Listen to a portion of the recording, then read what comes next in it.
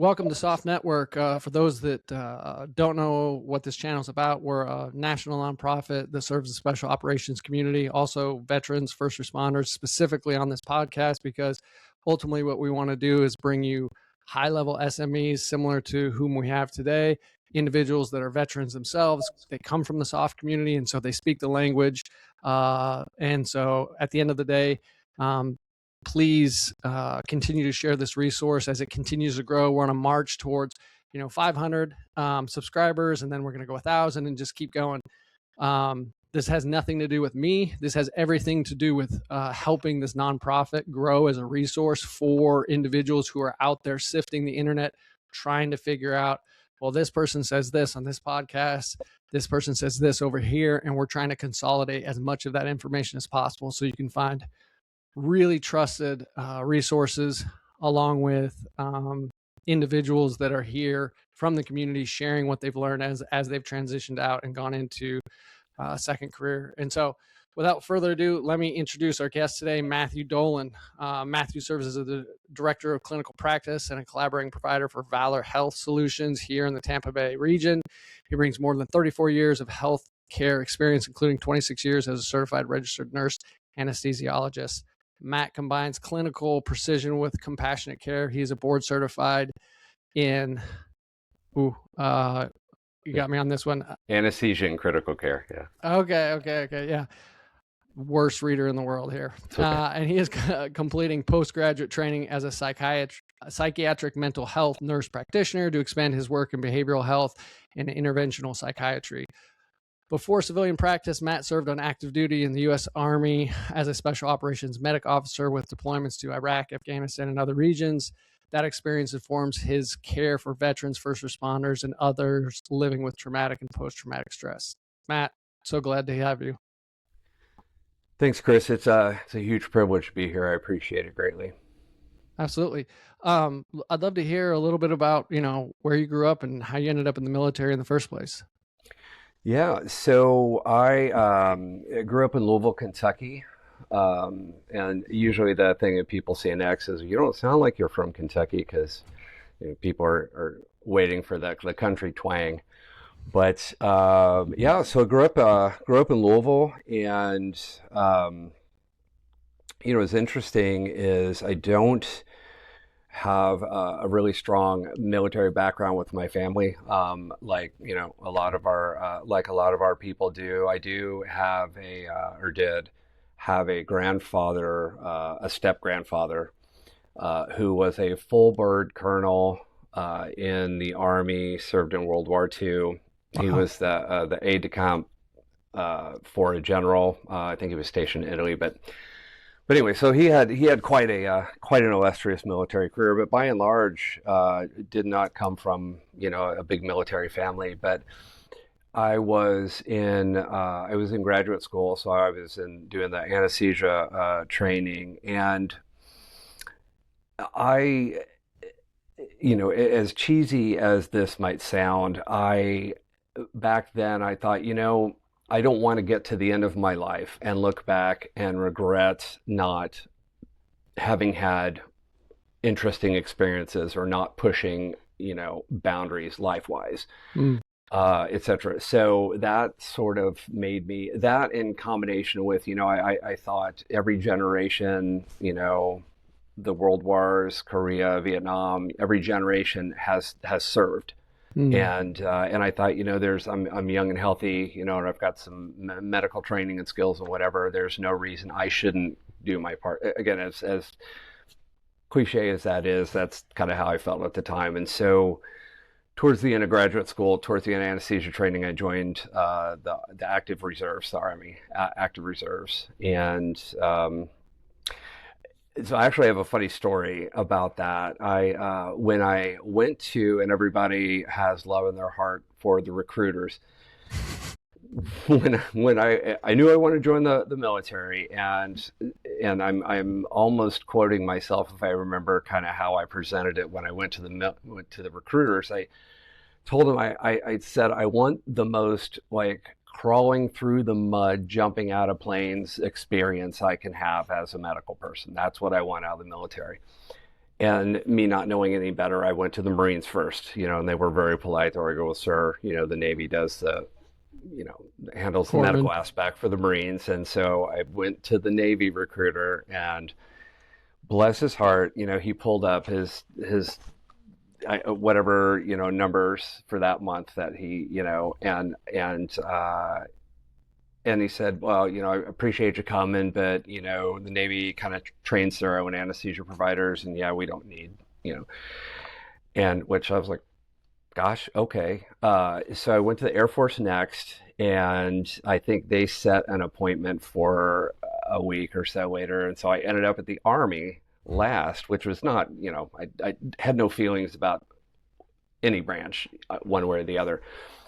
But yeah, that Army recruiter literally probably broke his arm pulling out the paperwork fast enough for me to sign. So that's how I ended up, joining the Army Reserves. And what's funny is literally I think the day, it was not more than a day or two after, me raising my right hand and all that stuff. I guess the Navy recruiter got their new monthly paperwork, and man, he's like, hey, listen, we could really use you. Can you come back in? I was like, oh, you literally just missed me by a day. So, joined the Army Active Reserves. I did that for about 2.5 years, and timeline. What year are we at? Yeah, so this would have been, I joined the Army, the Active Reserves in the year 2000. Okay. And so I was 30 or 31 at that point. And I had during an anesthesia rotation to the veteran, to a VA hospital in Cincinnati, Ohio, one of the CRNA, Certified Registered Nurse Anesthesiologist. So one of the CRNAs had worked in special operations, and I had no idea that CRNAs could be in that, in that field. But I started talking with him, and when the particular unit that I ended up being in, when that was started, he was one of the original CRNAs in the unit, and so that completely changed my career plans. And it was a long, tortuous process. Tortuous, not meaning it took a while to get to the right person. Sure. But but eventually, I sent out some feelers, and I got connected with the right person. I went down to Fort Bragg and spent a day with this person, and he showed me around the unit, and we talked about stuff, and at the end of the day, he said, I appreciate you coming down. The only thing I can tell you is, switch over to active duty, have them write it in the contract that you come to Fort Bragg. And when you come to Bragg and you get your, whatever, they'll assign you to a unit, and, just do a good job in the unit. And if, in wherever you're assigned. And, right. And he said, if and when a spot opens up in our unit, we'll consider you like anybody else, And so that was sort of the situation. And I thought, you know what? I'm going to do it. So, so that basically went on active duty, went to Bragg. I was assigned to a big Army unit, and, I had my first deployment, got back from that, and then a space in the, in the unit opened up, and, slid in there, and my life changed. That was one of the points in my life. We all have points in our life where, we meet a person or a job or some situation, something happens, and our life takes a very distinct turn, hopefully for the good. Right. Being in the military, but specifically, being in the unit was absolutely life-changing for me. Let me pause there. I'm going to cut this out, and I won't do this again. I've just learned from not doing this. I don't know. I moved my cord, and I got go ahead and just, I don't know, read a sentence or something, Matt, because I got some weird static. Yeah, check 1 2 sound test. And and so here we are. Do you have any static on my end, or no? For me, I can hear you. I can hear you fine. Weird. Yeah, move my Yeah. cord. Yeah, no, you are coming through loud and clear and no static and no echo or anything. All right. Well, So, it is what it is. Technology, man. Freaking hate it sometimes. but it makes our lives better, don't you know? Yeah. Okay. So so you came in already as a nurse, anesthesiologist. Am I Correct. hearing you correct? Correct. Yes. Is that a typical route, or are there other routes where people are in and then they end up going to nursing school? Like, I'm curious about the actual, kind of pipeline or track. Right. Yeah. No, I was extraordinarily atypical. Matter of fact, I think I was probably with a particular, subunit that I was in. I was probably the first person in my role that kind of came from outside. So yeah, so the typical pipeline for the particular job that I had in that particular unit, they're like I said, I think I'm probably the only one that came in from the reserves to active duty to do the job. So everybody else, all the rest of the providers in the anesthesia pipeline, they are, at the time it was just Army CRNAs, but my understanding now is that the unit, I mean, many things have changed in the 17 years since I was in the unit, and things have expanded greatly. And I'm aware of the expansion. I have no idea as far as how the unit is set up now, the medical part, but at the time it was just Army CRNAs. But now I know that we have the unit has CRNAs from the Navy and Air Force as well. So that pipeline is, they however they happen, they go to nursing school, they have critical care experience for a few years, then they do the 3 years of anesthesia training, and then they work for several years, and then whatever leads them to the unit brings them to the unit. And then the training pipeline, once you're in the unit, all has to do with being able to function in the environments and in the missions that the shooters do. Our primary role is definitely not to be a shooter whatsoever. So the training that we get to function with the unit are the things like jump school, military free fall, SEER, and other kind of things that sort of plus up and build up like I said, the skills to be able to kind of do what we need to do for the people that we support. So back up just for a second. The medical individual that basically dangled the carrot in front of your mind or your Right. face and said, "Hey, so many questions, like, did he divulge like really what that the unit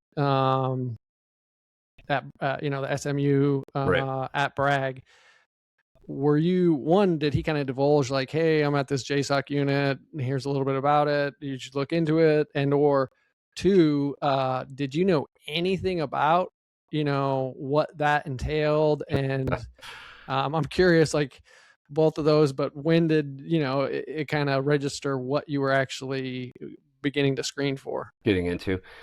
Yeah, so all I knew at that point was that the fellow at the VA hospital, one of the original unit members, I knew a couple of stories that he had talked about, and then I did as much reading as possible in the sort of lead up to. But to answer your question more directly, no. That the fellow that I met with, who ended up being my mentor and one of the most important people in my life, and influential people in my life.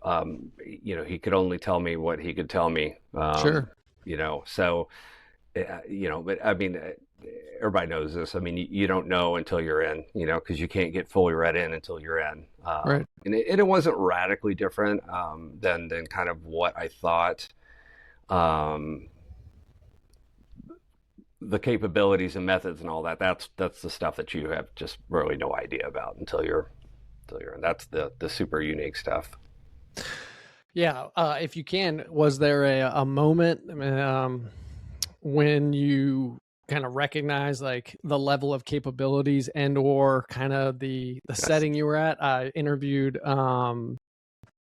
Robert Bradshaw, who happened to be a chaplain at Dev Group, and we talked about that. He really didn't know what he was screening for, and went and screened, but then day one, he had one of those moments where he kind of, it all sank in and realized just what he was at. But for you, I'm curious, was there a moment that you could share where you realized kind of where you're at and the type of professionals you were around? So, I tell you, it was interesting. I don't want to say it was intimidating. I was hyper aware that I had just entered in a world that I knew nothing about, and a very, like, to say a very high functioning world does not accurately capture, obviously, what those people do. But I was very aware of, as much as I could be, of the level of people that I was around, and I tried to be a fly on the wall, soaking up as much as I could, and just sort of I tried to, for the most part, keep my mouth shut and just absorb, the training and the experiences and all that. To answer your question, no, I like and honestly, even though I spent the years I did doing what we did, I'm sure that I only saw a fraction of what that unit is capable of. But it's I will tell you that, and I'm sure I am an endless stream of people that say something like this, without exception, or without a doubt, being in that unit, that level of the general level of human being is just, I mean, it's unsurpassed. I mean, just some of the most amazing human beings in the world, and just to be around that level of motivation and professionalism and capability, and most of the time humility, it's just it's amazing. I've heard that sentiment from many individuals at different JSOC units. My question is, for somebody that's somewhat of a support element, you're on the medical side, how motivated are you when you wake up every day knowing you're there, you've been there a little bit? How motivated are you knowing you're working in let's just say your workplace is one of these SMUs, and I'm just give us a feel of like how motivated and how focused are you trying to raise your game to the level of these individuals that you're now a part of? Right. And I will tell you that I incredibly blessed to have had that opportunity, given the fact that I was not, a career military person, and very much an anomaly for me to have been able to be a part of that unit, given my very atypical background. And I will tell you, to this day, I still I look back, and I was as aware as I could have been at the time of the gravity and the level of like kind of what I was in. But even then, it wasn't enough. Like, I look back, and I will always have like, man, I could have trained harder. I could have done more. I should have done, that, just which I think, and I'm just speaking for myself, but I think that when you are around that level of performance in human being, that in and of itself is motivating. It's just like, wow, these are people that are running on, all like 29 cylinders, and I need to, wow, okay, this is just a deal here. And it was profoundly motivating. And like I said, I left the unit. I wouldn't trade a second of my experience for anything. But I left it like, man, I should have worked harder. I should have trained harder. I should have, but that's a good thing. Like I said, it's good to be in that kind of an environment that stimulates and motivates, and that's the accepted norm there, is just to, to excel. So, if you can, what years were you in? And I'm asking for, I'll give you context, asking because I want to follow up with kind of what were you seeing on the mental health side? I know you were on the medical, but I'm curious. Obviously, when we entered the GWOT era, there was a lot of evolution with mental health. And so that's kind of where I'm coming from. Yeah, so I got to Bragg in '03, and I can't remember. I don't remember specifically when I joined the unit. I can't remember if it was the end of '03 or the beginning of '04. But essentially, I spent, excuse me, around 3 years in the unit. So I left the unit first part of the year in '07. So. And obviously with OI and OE, we're both on constant rotation. So we were and again, with the size of the unit and kind of what was going on back then, we were all basically on almost constant rotation. And so I did not, we were, my particular unit, the Army unit in there and the Navy unit in there. Mm-hmm. And with how they were set up at the time, I mean, everybody was just on basically a cycles of rotation, training, rinse and repeat. Yeah. And so it was really, I think, with the pace, with the cadence back then, with the deployments and the training and all that stuff, it was there. I don't think there was really the mental health aspect. There wasn't time to have, I don't think there was any time to have any kind of mental health, or even think or concentrate on that, especially, for me at the time, because I was anesthesia. Sure. Primarily. Where I did see, and we can obviously segue into kind of this whenever, but obviously the toll that keeping that cadence up and the toll of all the stuff that was going on at the time, that bill came due. For sure, for a lot of operators, and so we've seen in the past few years, especially with alternative mental health approaches to treatment. We've seen a lot of the soft community, and I mean a lot of military in general, but especially the operators seek out things to help process all those experiences that were built up over the years. So take us into like a typical day. Obviously, you were there at the beginning of the war, and I'm curious from a deployment standpoint, like what would a typical day potentially include? What would you be doing? Take us through that. Just because we don't get a ton of enablers that jump on podcasts and share some of what they do day to day or even on a deployment. So I'd love to hear, if you can, a few stories there.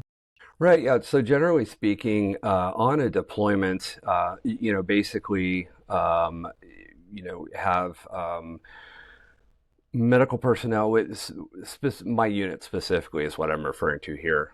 So we have certain types of medical personnel that form a support unit that are there to provide medical services during operations if those are needed.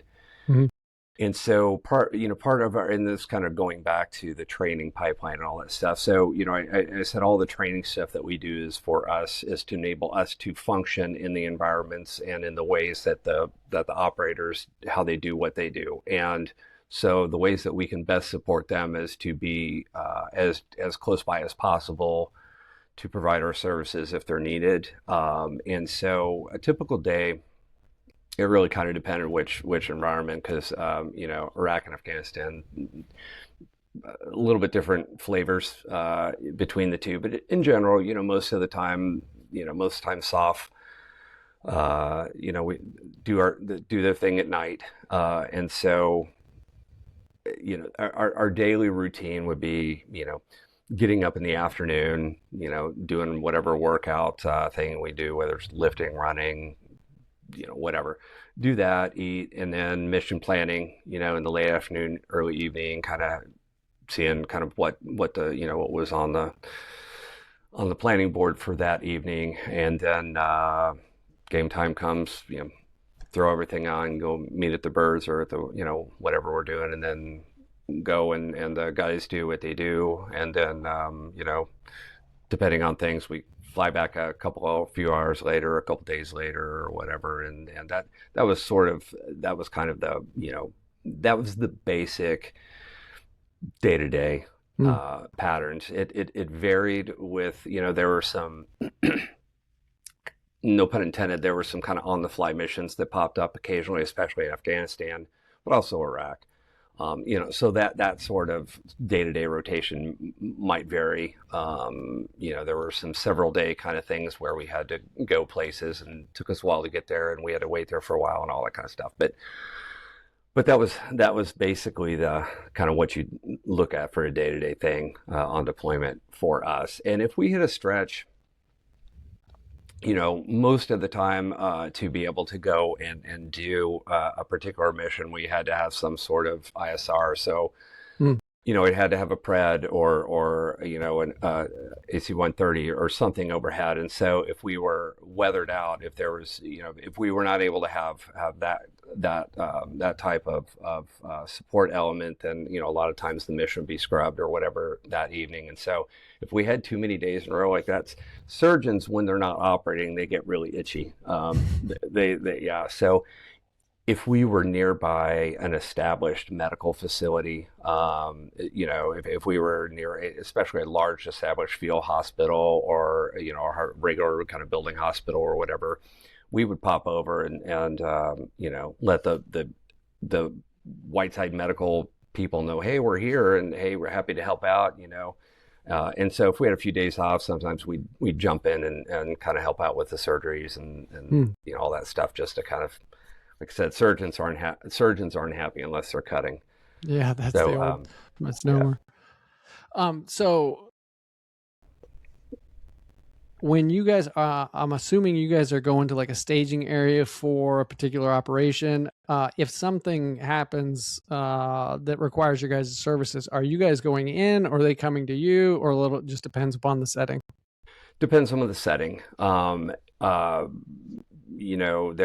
again, I'm speaking of my experience, obviously. Sure. I have no idea I'm sure there are some similarities still, but there are a lot of times we went to the activity area with them. And, sometimes we would, if the birds couldn't stay where we were, then we would all get off and we would kind of stage in a nearby area. Sometimes we'd stage with the birds. If there was an established medical facility with operative capability reasonably nearby the mission area, then sometimes we would stage at that facility just so we would have the enhanced capabilities that particular medical setting had. And there were honestly there were times when whatever the mission package was, there would be established medical facilities nearby enough where they honestly really didn't end us. That wasn't very often, but yeah, it really, like I said, it really kind of depended on what the mission was, what that was going to entail, and where any nearby medical units were. And so we kind of adjusted what we did based on those things. I don't know, I don't recall the year, but when you were in, did they have canines present? And if so, were you guys ever working with them? 100%. And actually, that's a great that's a great thing. Yeah. So I think they all do now. I know I requested to. I think we tried to, when we were home at Bragg, we tried to get some experience doing canine resuscitation, surgical and otherwise, as well, for that very reason. And so, having NC State Hospital veterinary program, obviously they see that's like a level 1 trauma center for veterinary medicine.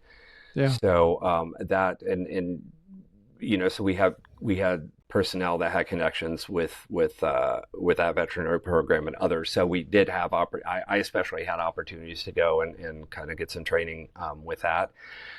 But what I did whenever I got overseas, one of the first things I wanted to do is go and find the dog guys and introduce myself and get like the weights, the dog weight, so I could calculate out emergency medicines and have that on a card just in case.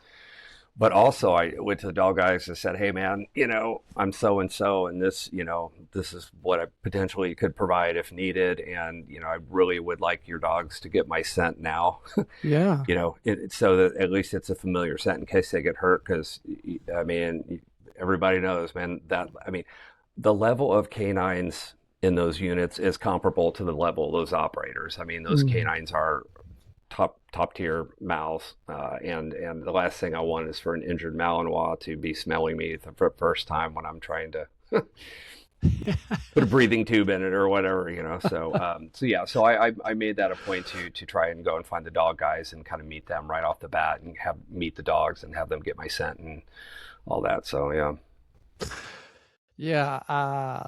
so I think I told you this on the call. I'm not a veteran, didn't come from the soft community, but over the last 10 years working with this community, I've had the opportunity to work with quite a few people and a few dog people, but I am just continually amazed at, and I'll never know. I mean, I don't think anybody will unless they get to participate at a unit like that, but the level of dogs and their capabilities, I hear different stories and different things, and just even that, the forward thinking to provide that, but also to know the capabilities and to think that way.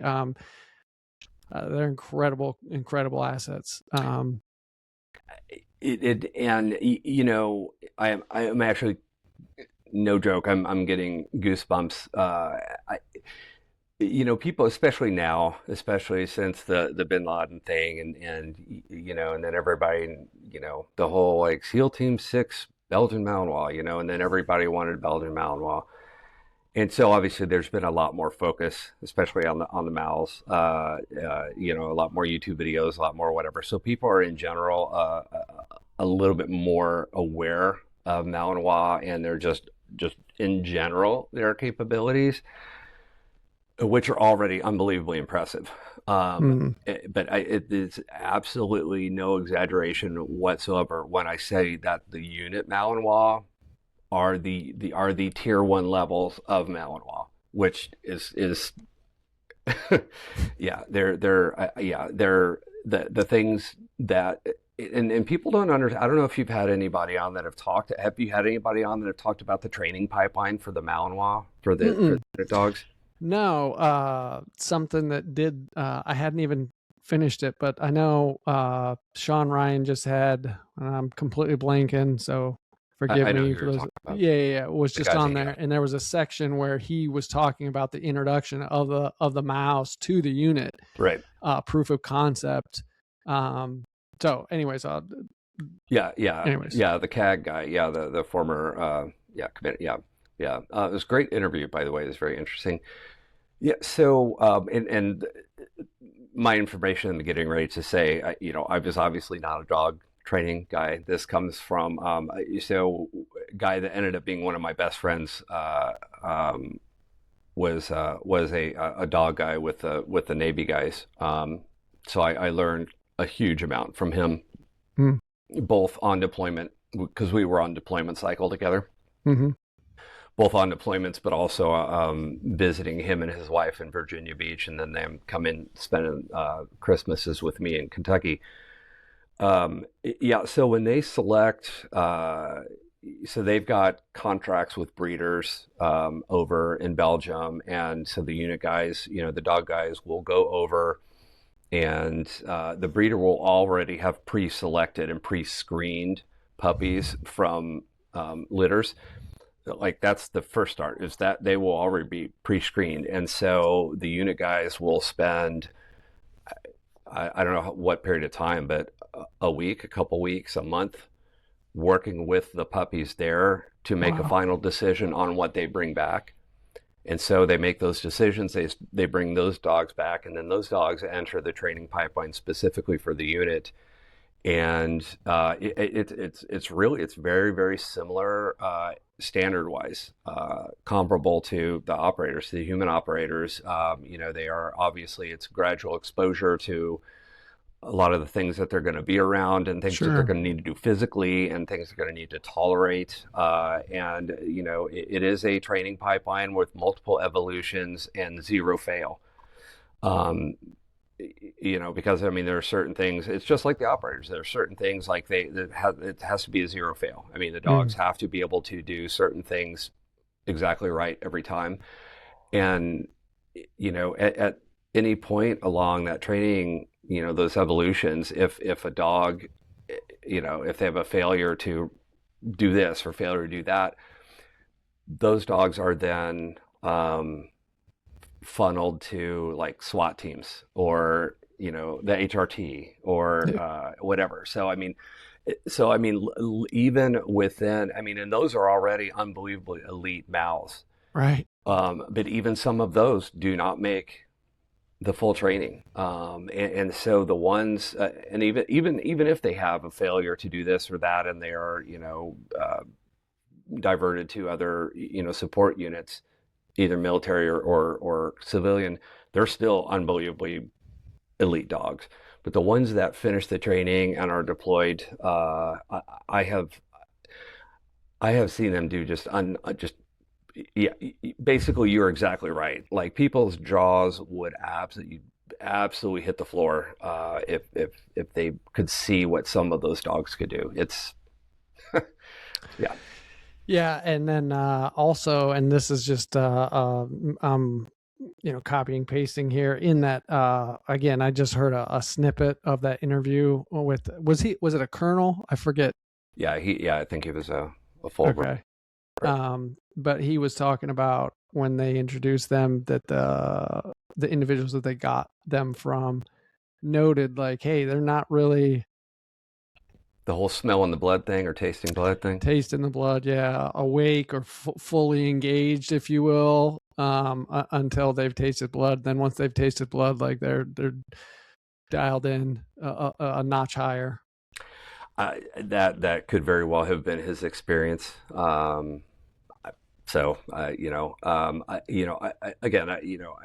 My experience was very limited relative to most of the other people in the unit, because I was only there for a very slim period of time. But the dog's physical capabilities, they're intelligent. Again, those dogs are the canine version of the operators. They're very highly intelligent, incredibly resilient, incredibly physically capable. Man, if they are sent, like if the handler sends them, after a squirter or after some, there's a reason why they call them mountain gators. Like, they will not stop. It's so interesting. I grew up around dogs, hunting dogs, specifically bird hunting, and to be around a great bird hunting dog, whether it's a pointer, Springer, Lab, they all do different things. They do different things well, but to understand just a little bit about how, once they get into hunting and getting a bird in their mouth and retrieving it, there's I would assume some sort of correlation, but it seems like a lot clicks where they're like, okay, this is what I want to do. Let's do more. But also to see some elite dogs in the hunting community and what their capabilities are, I can only imagine the level of dogs that are at some of these units and the capabilities with the extra training. It's interesting how much, just from afar, individuals within these units look at those dogs at such a level where they are almost human, in the sense of, obviously they have personalities and they're such an integral part of the team, and they spend so much time together that they're quite literally just another member of the team, an extension, but just have their own skill set and their capabilities. So really interesting part of I would say current warfare. Obviously it evolves over time, but animals have been a part of warfare for forever. So just another iteration for sure, but super cool. And the fact that you got an up close version of that, that's awesome. So I have a funny story to tell you, actually. I've referenced one of the Navy guys one of the dog guys became, he and I, over the years, became close. So when I met him, the dog that he had at the time, the dog's name was Spike. And,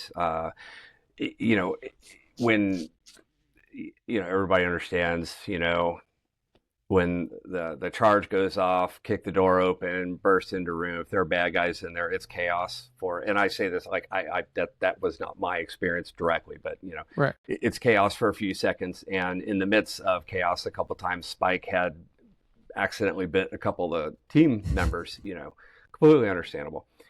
But it got to where the rest of the team was like very wary of Spike, and Spike had a great personality. He had a great personality, but they had gotten kind of like, oh God, keep that thing away from us, kind of. And I ended up spending quite a bit. The two dog guys, always got their own, room, hutch, whatever, because they a lot of times they kept the dogs in there with them.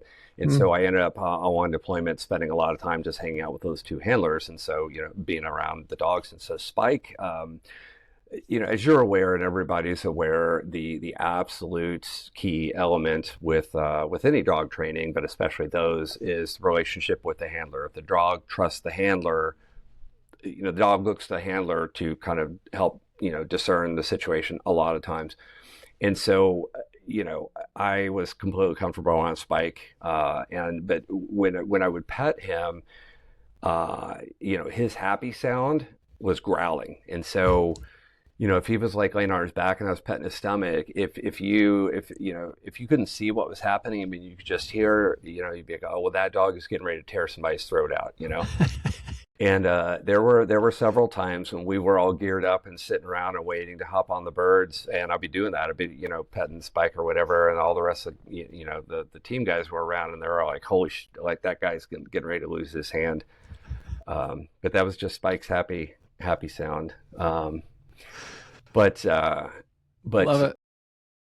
But I want to kind of touch on something actually that you said, and something that is it's interesting, and there is some variation, or at least I in my brief time experience knew of some variations in how the handlers look at their role and the dog's role.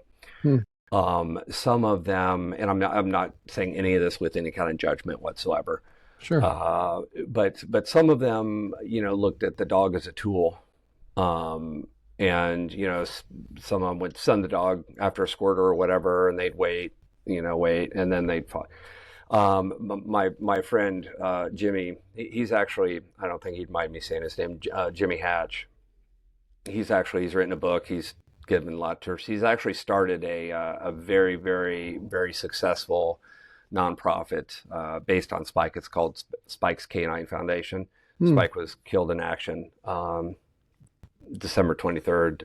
But the way that Jimmy always was, as he always looked at the dog as a team member. And so if he sent the dog after somebody, he was right behind Spike, or his, the other dogs that he had after Spike.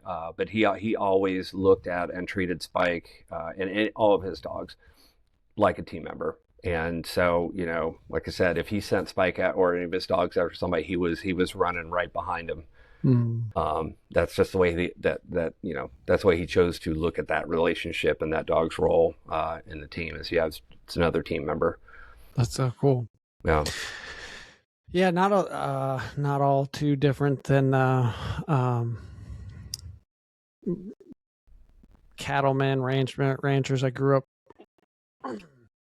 out in Wyoming, so there's a lot of people that had different horses, and very similar. Some people treated their horse with a lot more I don't want to say dignity, but more of a bond, more of a relationship, as opposed to, yep, this is a tool, I'm going to use you for what you're good for. So, Matt, so obviously, geez, we could chop it up a good bit for just all the different deployments and cool conversations that, are related to your time at the unit.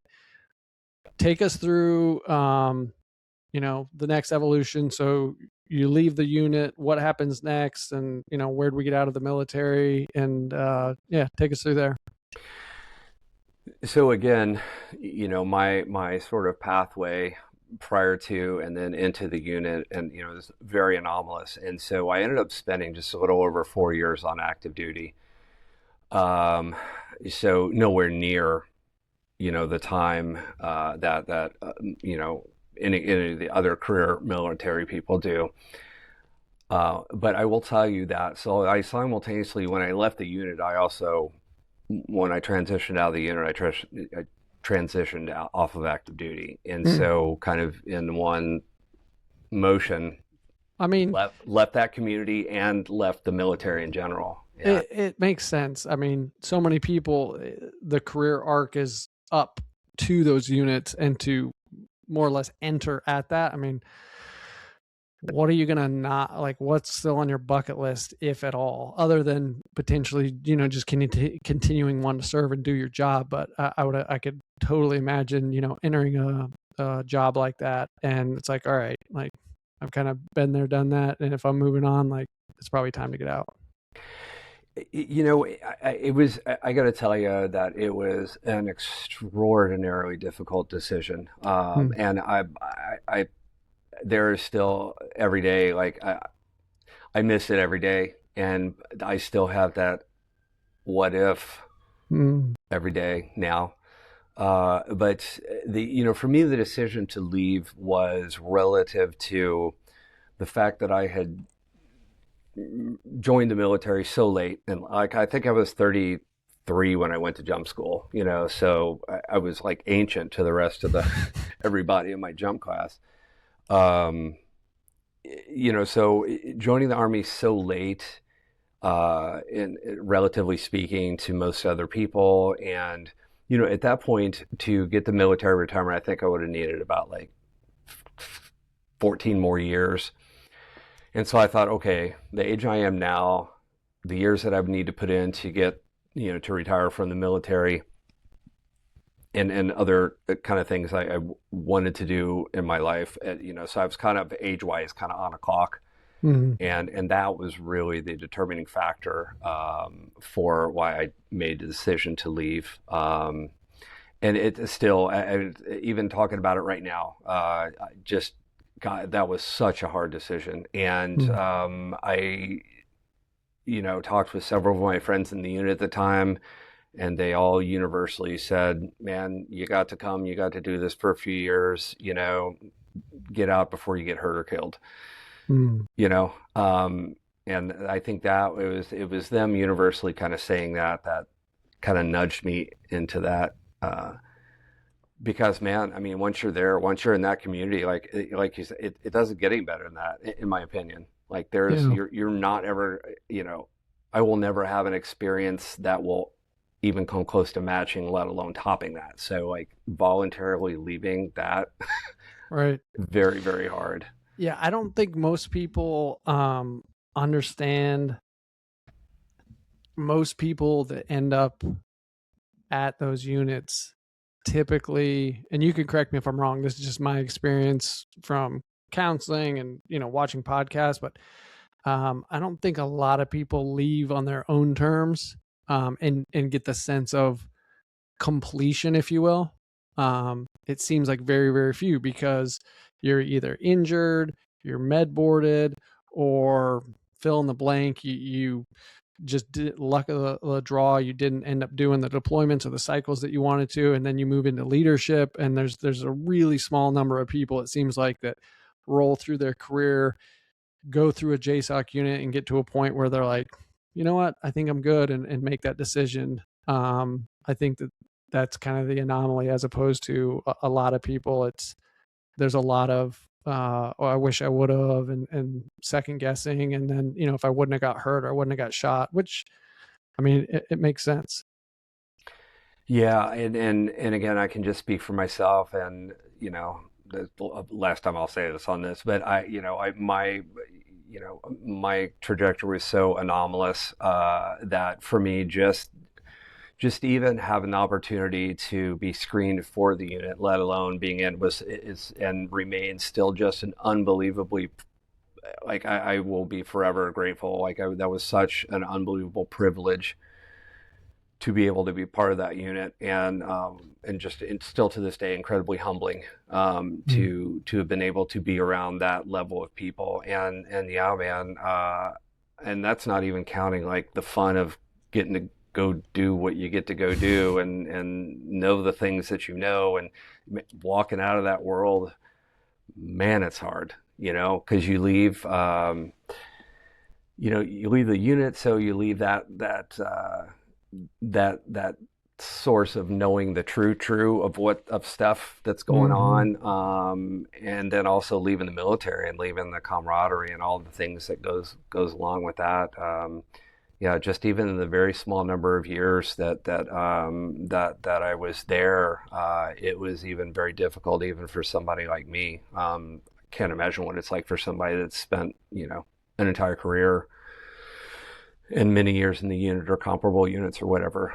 Yeah. I can fathom. Yeah, I think it just speaks to the quality of individuals that are there, but also the culture. When you have somebody that comes in for a short amount of time but gets that taste and that experience, I think it speaks obviously to the leadership and the culture, and what everybody's willing to do and contribute in a place like that, which it takes everybody. It's a team, and you hear that over and over and over. So you transition out. Well, what's next? So I transitioned out. I ended up a few months. So I actually worked as a civilian anesthesia contractor. So I worked at the hospital there at Fort Bragg for a few months after I got out of the military, and eventually ended up moving back to Kentucky, and I worked at a regional medical center there for a few years, and did a couple other things. I needed to, and I will just address this because we're going to segue into the mental health stuff. I kind of hit a period where I had to come to terms with some stuff I needed to deal with, and so I actually took some time away from anesthesia for a couple years, and kind of worked on myself.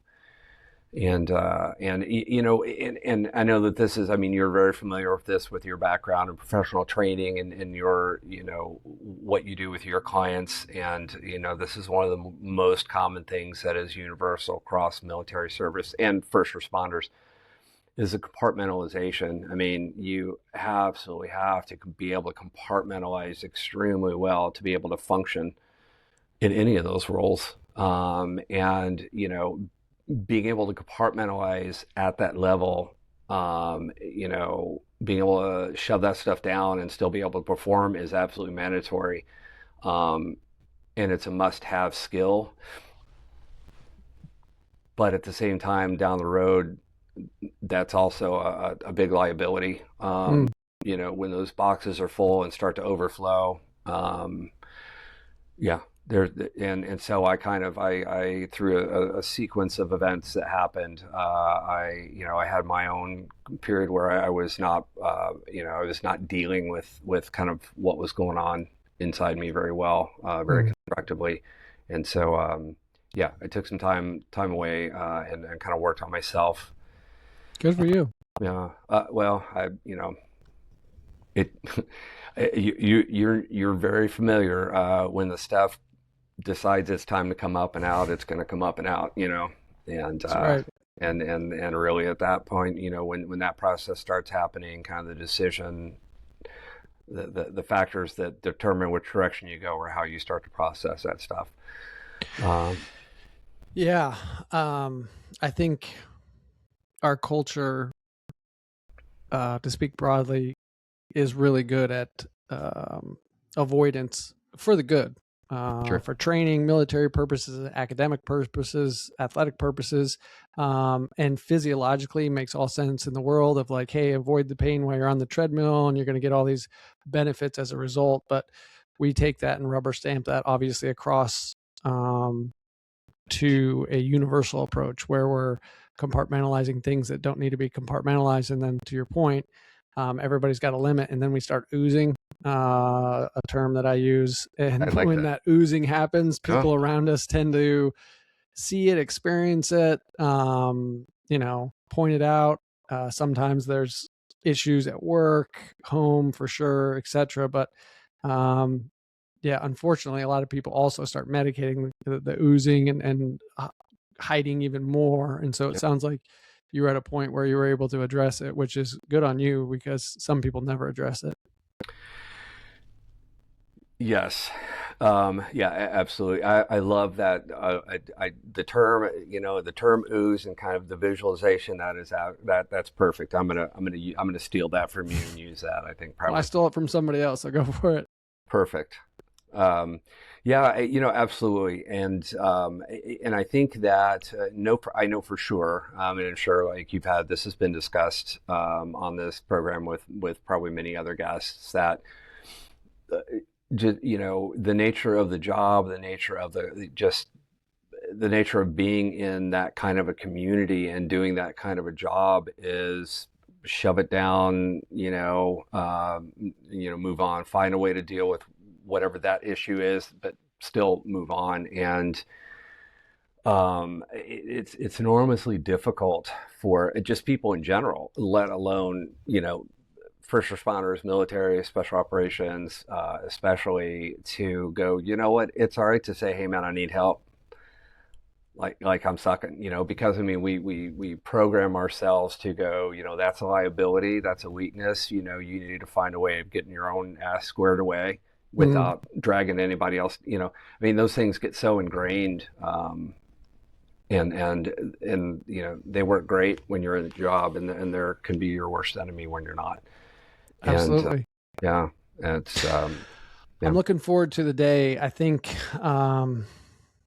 obviously you were on the front end, and they were nowhere near the capability that they had from a clinical mental health standpoint. But I'm looking forward to the day when, in another 20 years or so, when I can sit down with somebody that's getting out and hear about how they approached it more like, and this just speaks to the narrative that the military's done a great job slowly. It's a long process, but converting it into, hey, this is just another tool in the toolbox, and you got to go talk to the doc and address whatever it is that you need to address so that you're more capable, next week when you go out or to whatever training mission. And I think also in our culture, Big C culture, there's a lot of individuals that understand the value of it, right? Even in our sport world, there's, sports psychologists. Now there's, different psychologists at the different SMUs, but their expertise, and also just that culture of like, hey, this is just another piece of making me 1% better, as opposed to some of those earlier individuals, I would say in the GWAT area, probably were trained and, coached, if you will, from kind of that old school mentality of just suck it up, buttercup, rub some dirt on it, which in all fairness, like, yes, that's appropriate in certain contexts. But I think, at least from my perspective, to elongate the life of the operator, when I say life, I mean career life. Sure. Well, both. But yeah. Yeah, both, quite literally.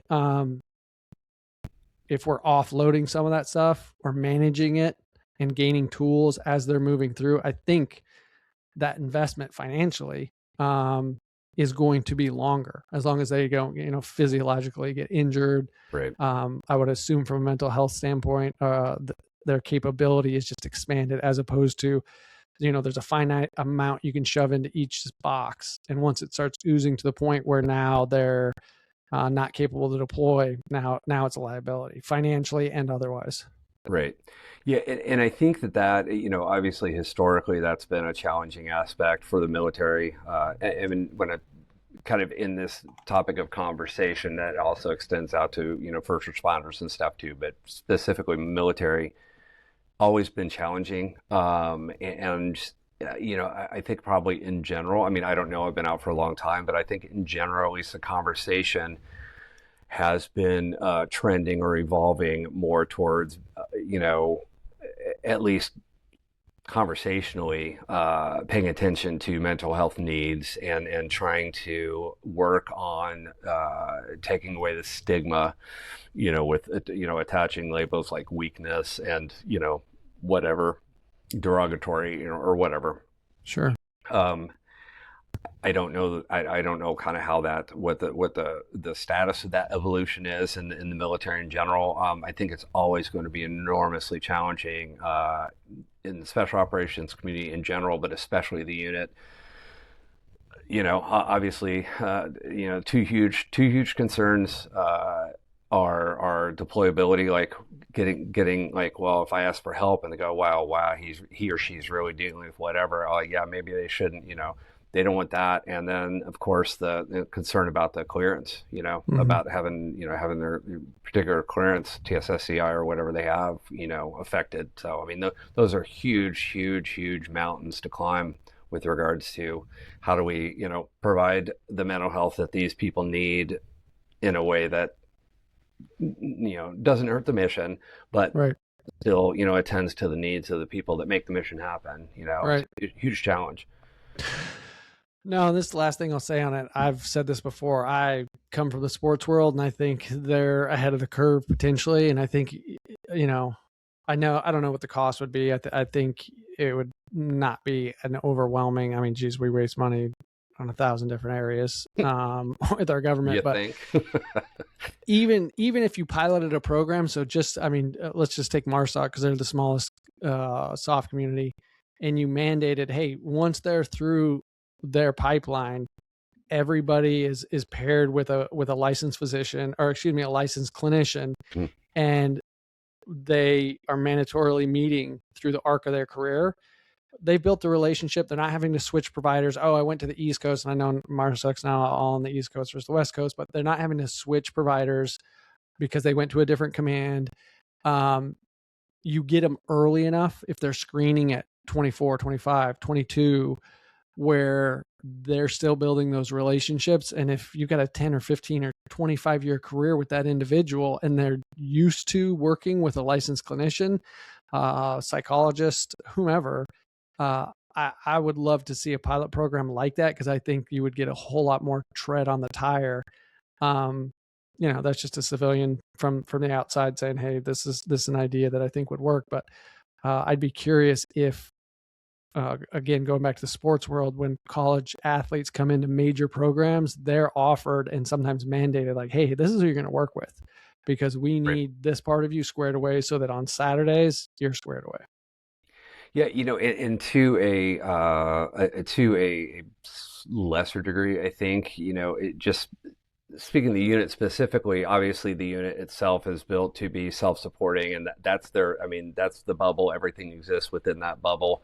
And so kind of during that time period, there is sort of that, continuation of care, because, unless those licensed, psychiatrists or psychologists, therapists, whoever, that are in that unit or in that sort of orbit, unless they shift out, then they do, while the guys or women, while the people are in that particular role, there is some continuity of care. But when you leave that, then, and especially when cycle out of the military, and if and when we discuss anything about the VA system, I'm not intentionally beating up on them, but the reality is that, and I get all my care through the VA, so this is my personal experience, but you may have a provider and kind of get in with them and they're great and you've got a great relationship, and for whatever reason they cycle out. Next time you have an appointment, it's somebody brand new and you're starting over. And so that continuity of care, that building a relationship and that trust, and hey, it's okay for me to kind of open up that part of me,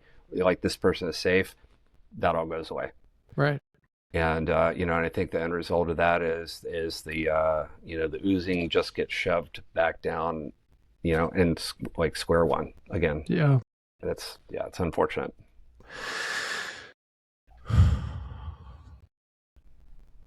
So you noticed the oozing, you addressed it, took a couple years off. What brought you back? Probably just need to start working again, and obviously interested in medicine, but what brought you back? And then when did you start working with veterans? So I, yes, to answer your question, I those years away from doing anesthesia, I have always taught like professional certification courses or other things, really kind of my entire medical career, 30 plus years. Various things along the way, and so that's what I did. I kind of focused on doing some teaching, and then when I got back into doing clinical anesthesia, then I did that just as before.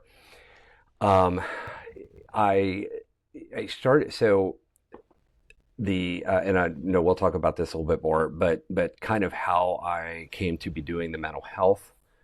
Is that what you're asking as far as working with veterans? Yeah. So I incorrectly thought that the post, not or the GI, I just call it the GI Bill. I know it's a different name now, whatever. But I thought that the post GI Bill benefits were forever. I inadvertently, I didn't realize it was 10 years after separation is sort of the deadline.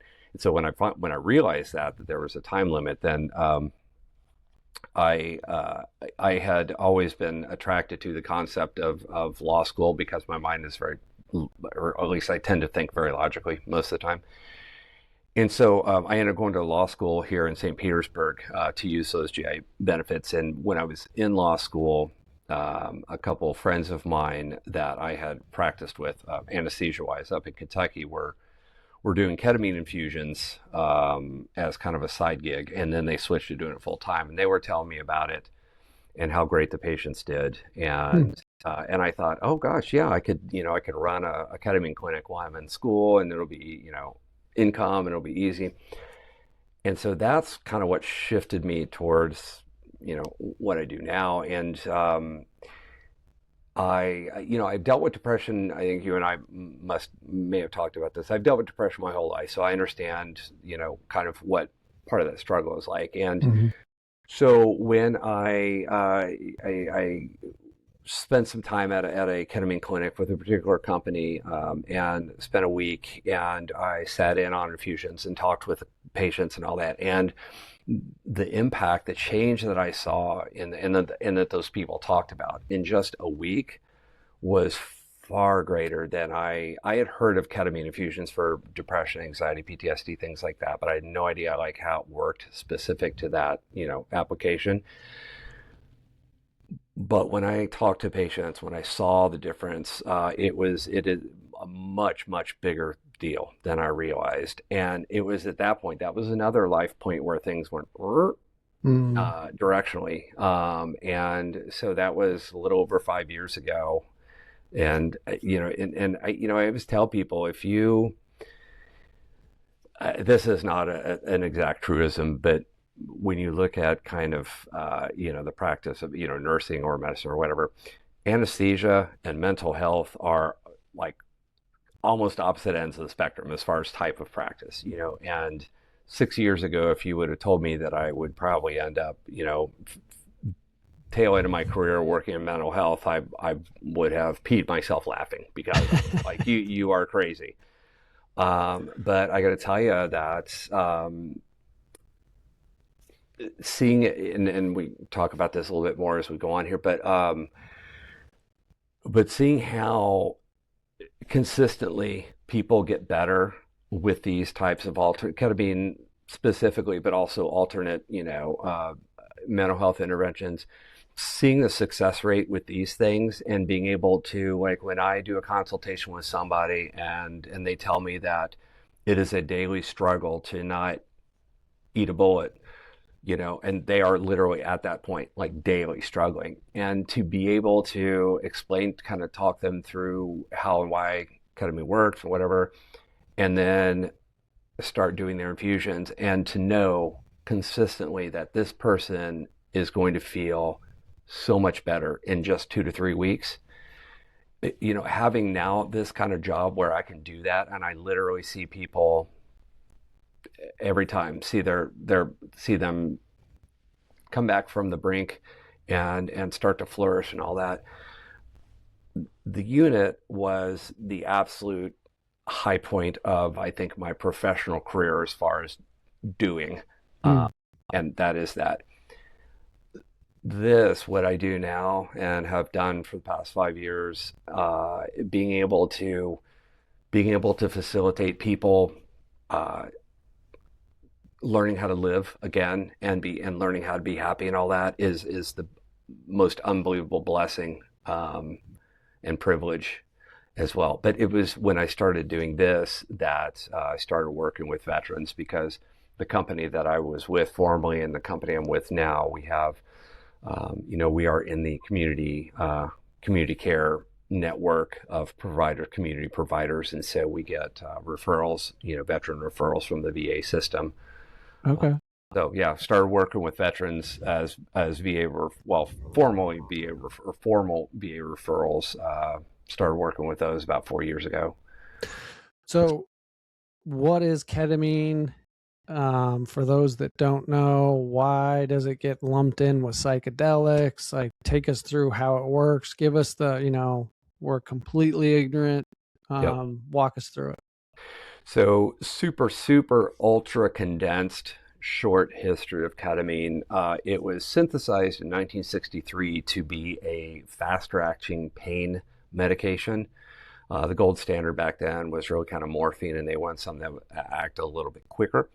So ketamine was synthesized 63. It wasn't FDA approved until 1970, so there was about a 7-year.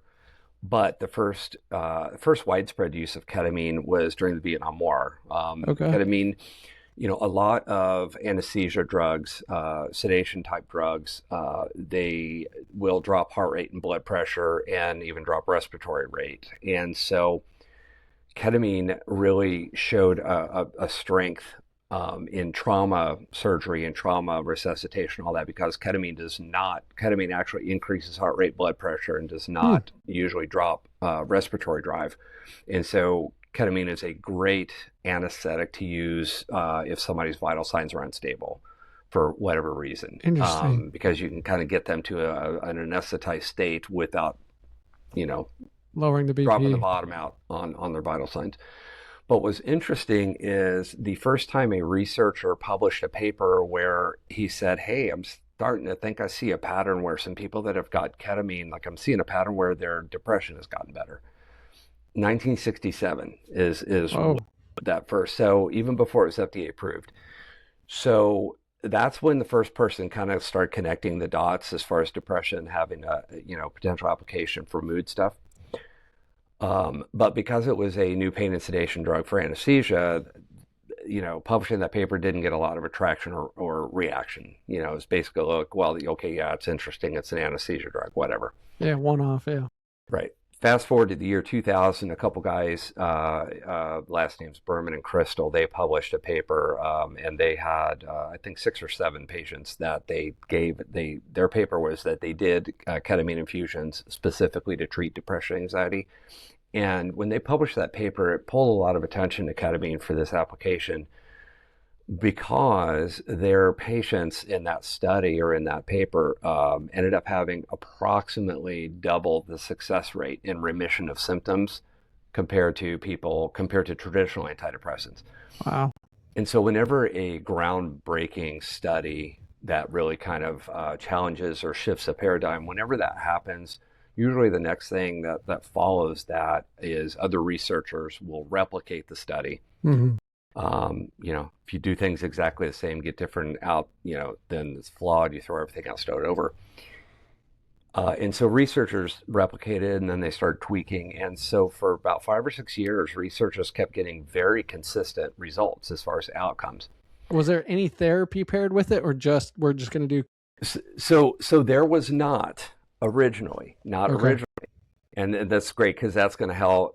That'll be how we can kind of tie in, merging ketamine into the other therapeutic psychedelic applications. And so around the 2006-2007 time period, the research shifted from does ketamine work to, okay, clearly it works. What's it doing that is producing these results? Hmm.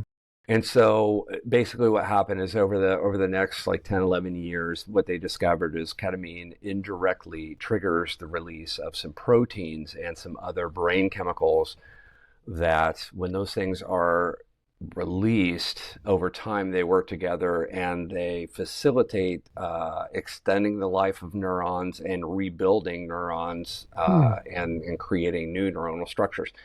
And so, they're like, okay, we know it does this. What's the connection? How does that help depression, anxiety? And that pointed them towards looking at changes in neurons in certain areas of the brain with patients with chronic depression, anxiety. And that led them to discovering that with those chronic conditions, chronic depression, anxiety, PTSD, and PTSD is like a subset of anxiety.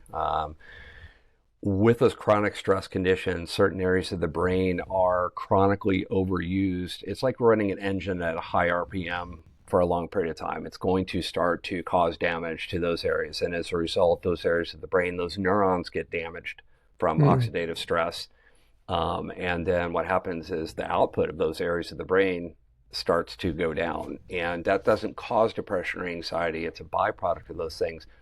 But it reduces our ability to process stress, regulate emotions, things like that. And that is the crucial difference of taking the day-to-day, just normal ups and downs of life and distorting them into things that really start to derail us and we start to decompensate. Yeah, so I just want to jump in there to highlight for anybody that's not tracking. So the human body, and this is something that with the psychedelic series that we're talking about and EMDR as well, there is the body has a tremendous ability to regulate itself from a mental health standpoint.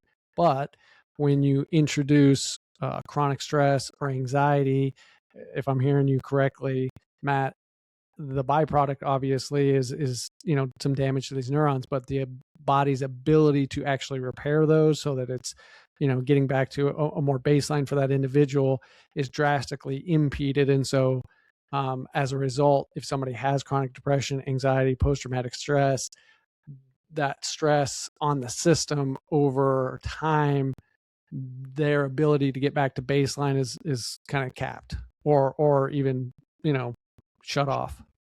Correct. Yeah. And it after a certain point, and we see these cycles, we see these patterns in other things, pathophysiologically, not just mental health, but once things get to a certain point where damage occurs, dysfunction starts to occur, then the effects of that dysfunction things start to compound. Mm-hmm. And in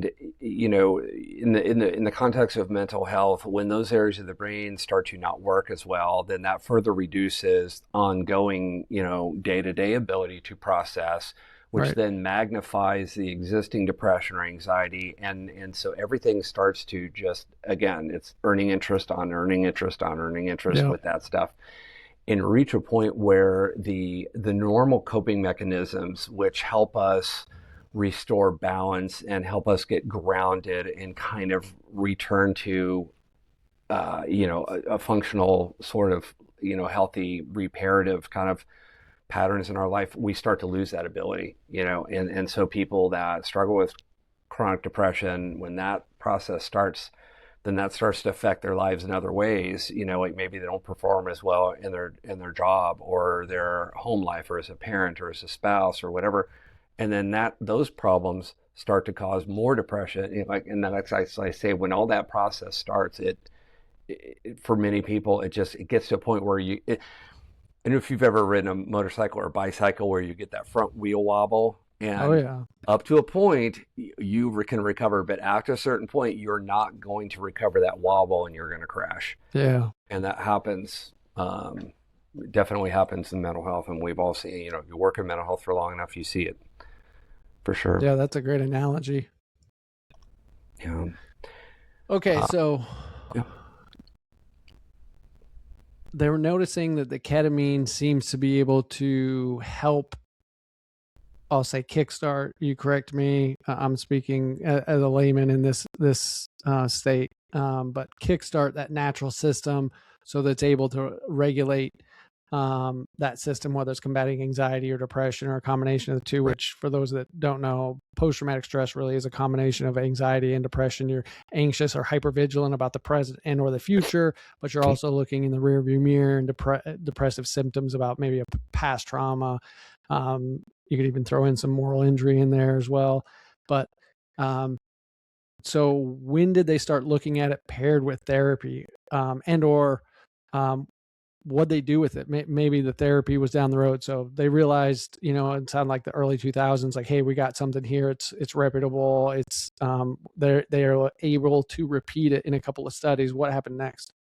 So when I do a consultation with a potential new client, or when I have a discussion with somebody who's just interested in asking questions about therapeutic psychedelics, ketamine specifically, and some people will disagree with what I'm getting ready to say, and I honestly, if they disagree with it, they're missing some information. Which for me to actually take a stance like that is pretty rare. I'm pretty open-minded to kind of like realizing I don't know, what I don't know. But ketamine works therapeutically two different ways. It works biochemically, which is what we already discussed, the release of all that stuff that helps rebuild neurons and all that kind of stuff. And that's where you get the neuroplasticity. That's, the big sexy term that everybody likes to talk about. It's hot right now. Yeah. The other way that ketamine works therapeutically is experientially.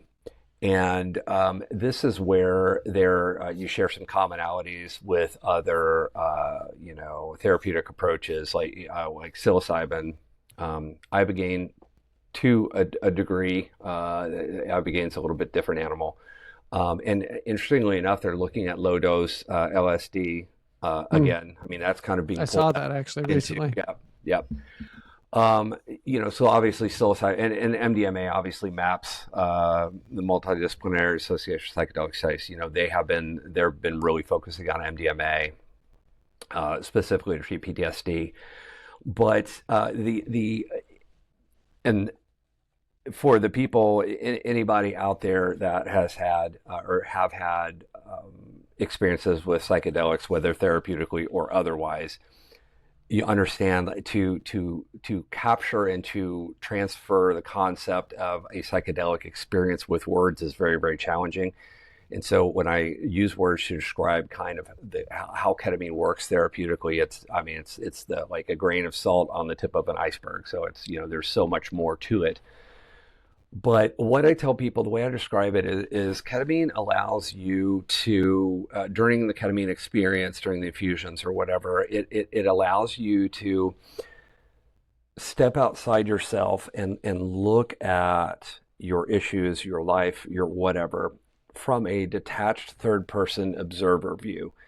And part of what that experience is like is it enables you to do that without a lot of the emotional distortion involved in, whatever those issues are that you're struggling with. And so it enables people to see things a lot more clearly, a lot more objectively. I tell people, because a lot of people have heard of the term 30,000 foot view, when you talk about, or zoom the lens out, it's all the same thing. Yeah, I tell people ketamine gives you like the 100,000 foot view.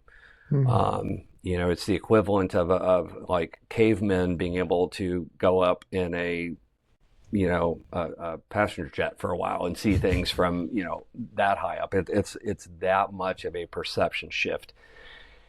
And so for a lot of people, when they have those experiences where they're able to dispassionately step outside their issues and look at it like they're looking at it, like they're watching a play from the audience instead of being an actor in the play, it enables you to see things, like I said, with a lot more clarity, and see things really kind of for what they are.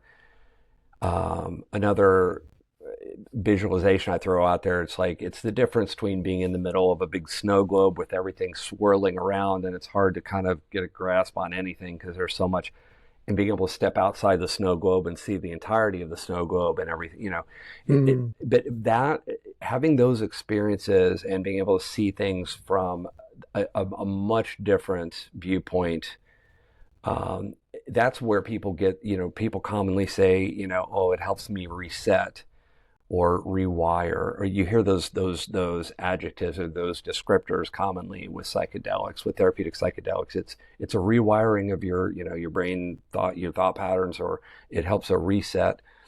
It's that kind of a thing. It allows you to kind of get out of the middle of the storm, see things for what they are, and that helps people regain some objectivity and some balance and some perspective of, oh, you know what, this and this, they really don't deserve as much energy as I've been pouring into them all this time. Those things need to go. And these things that are still like, I've got work to do, at least I can see now how to prioritize things, so it allows for a big reset that way. So to your question about the therapist,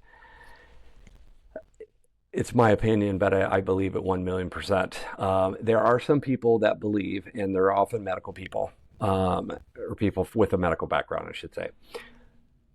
There is a large percentage of ketamine providers that believe that the only therapeutic quality of ketamine is in the neuroplasticity, the biochemical aspect, the release of those chemicals for rebuilding the neurons. And so they approach it and they treat it like, okay, this is medicine. Kind of like you're coming to get your chemo, you come to the clinic and you get your chemo for, however many infusions that you do, and that's what makes you better. Well, that's part of it. But the other part of it, the experiential, it is a therapeutic dissociation. The dissociation is the detached viewpoint aspect. Right. Having a therapist involved during the infusion or maybe immediately afterwards for integration is such an unbelievable golden opportunity, because, and here's where it all comes together.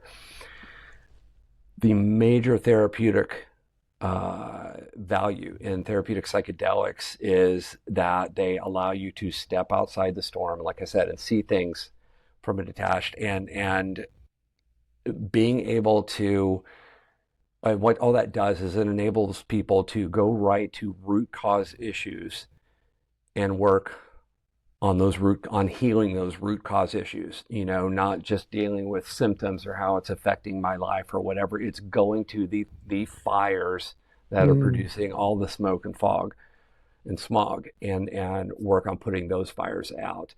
And having a therapist to work and process things real time, it's an invaluable opportunity.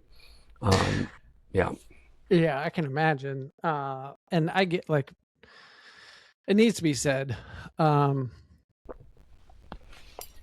there is a tremendous amount of money that is poured into the veteran mental health space, and specifically with psychedelics, with ketamine. And I know they're typically not, they are lumped together.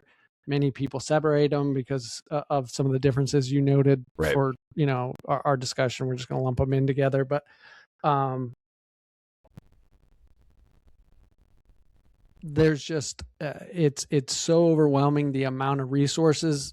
And I say that knowing we're short of resources, but I'll say quality resources. Sorry, I'm like yelling into the mic. Quality resources, and informed resources. Right. And so I really appreciate you being on the medical side, and individuals like Jim Lynch, who he was at the unit as well, and he does cell ganglion block, but he specifically is like, hey, this has got to be done with therapy, because it's a both and. It's not an either or.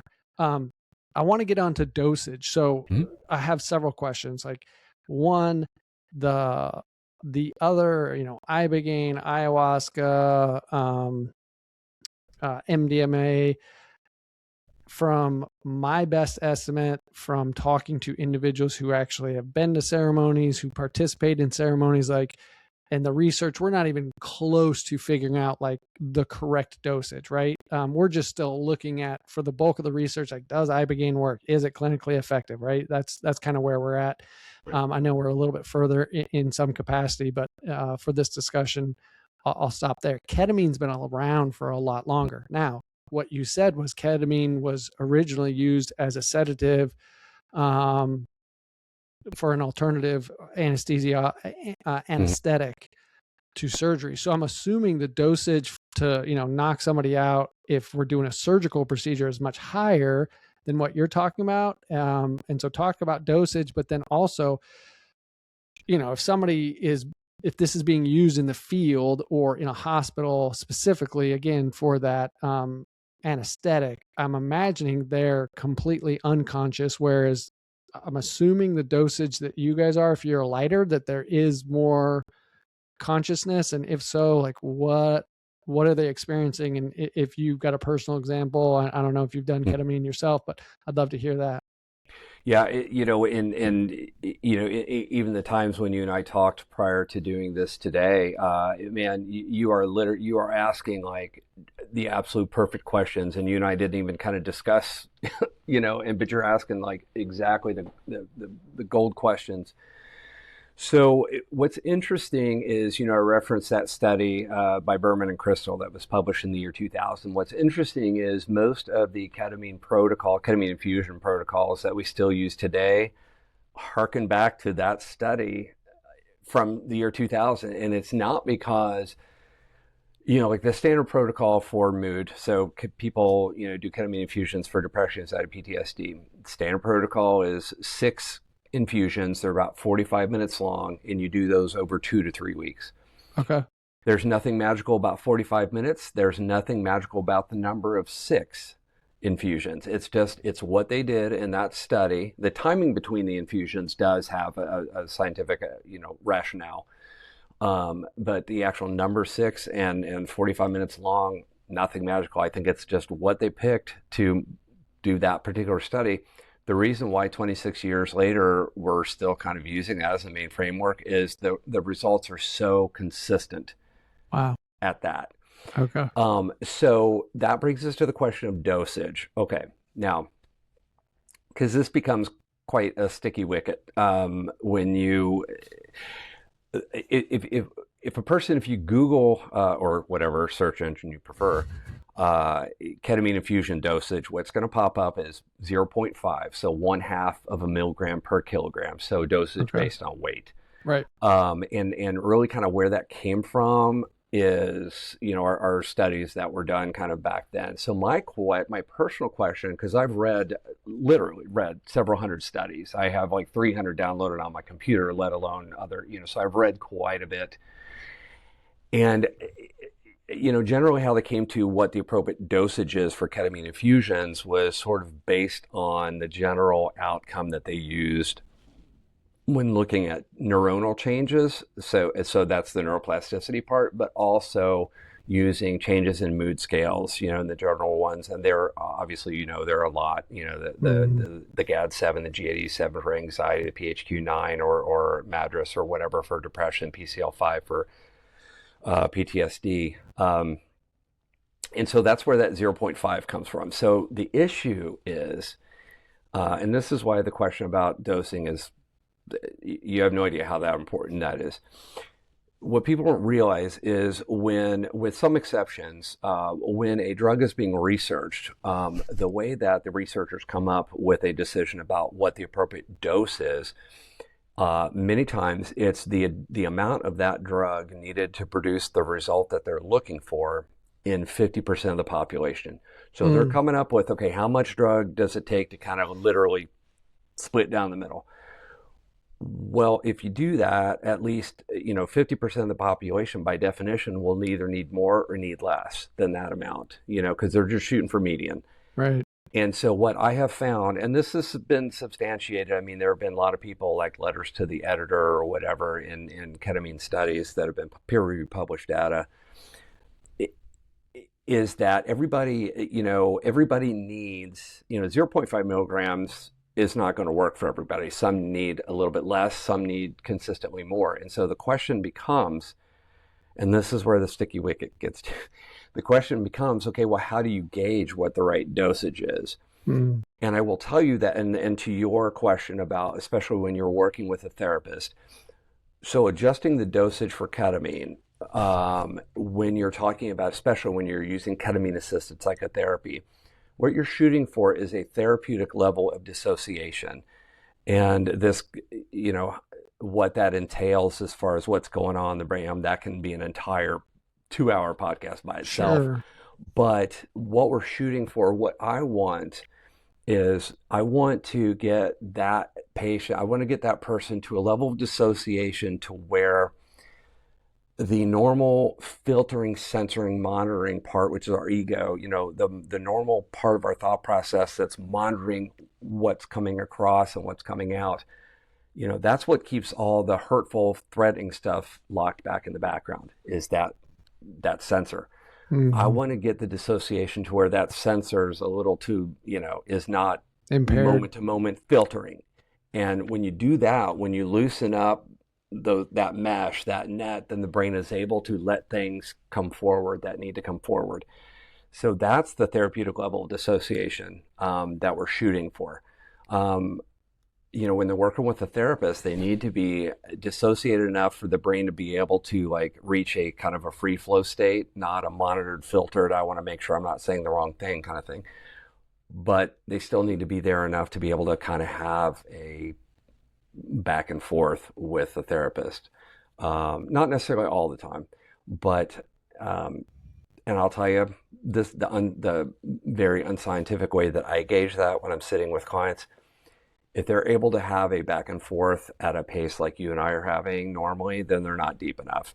But if I say something or ask a question, if there's consistently a, several second delay, so their brain's not right on and processing, super quickly, that to me is okay, that's a good kind of state, because then the brain can, things can come up without having to very finely process everything. So that's, so the super short answer to your question is the appropriate dosage for a particular person. It's going to matter it's going to differ, from person to person, and it might even differ from infusion to infusion for the same person. So it's really kind of gauging. And honestly, and this is a weird thing, but, and I tell this to everybody when they're starting out with infusions, you will know, I tell people, just trust me, you'll know what feels right to you as far as intensity of the ketamine. Do we need to go up or speed it up a little bit, or do we need to back it down a little bit? So it's just people know, and they always know. So. On that note, this is, again, a stark difference between the classic psychedelics. Right. When you're getting a ketamine infusion, you as the provider, the medical provider, you can turn that up, if you will, or increase dosage, or turn it down. Is that correct? Yeah, and that's actually a super, number one, it's a super important point. And number two, it is kind of a distinction, but like you said, between, when you do a psilocybin ceremony or do psilocybin or whatever, those things are going to be a one-time dose and maybe redose later, but it's going to be, you take a certain amount and wherever that train goes, it goes. With ketamine during infusions, I always tell everybody, I have very precise control over the depth of the ketamine experience, of the intensity. And if they're a little too light, I can either speed up the infusion to kind of strengthen the intensity, or I can put a little bit more in the bag. Conversely, if it's ever too strong, I can slow that infusion down. And within, if it's a little too strong, I can slow the infusion down. Within a minute or two, you're going to come down. So it is a very precisely controlled psychedelic experience, which is that's one of the huge benefits of ketamine, is that, it's not like taking some LSD or taking psilocybin or whatever, and it's hey man, hang on, because you're jumping into the deep end for and who knows how long. You're not going to press the off switch. You're going to, you're on that train. So yeah. Now I've had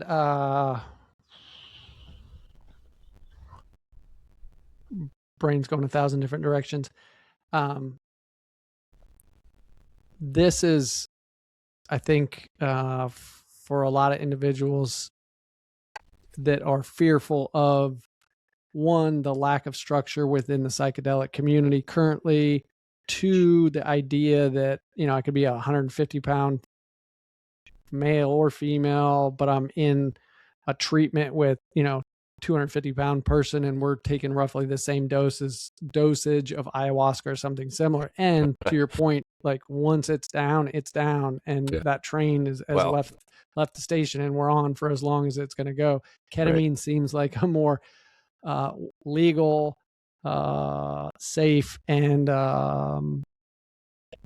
maybe calmer journey. I don't know. So yeah, it's interesting. There are some people, some kind of hardline purists that say ketamine is not a true psychedelic. It's a dissociative, anesthetic. I would, completely challenge that.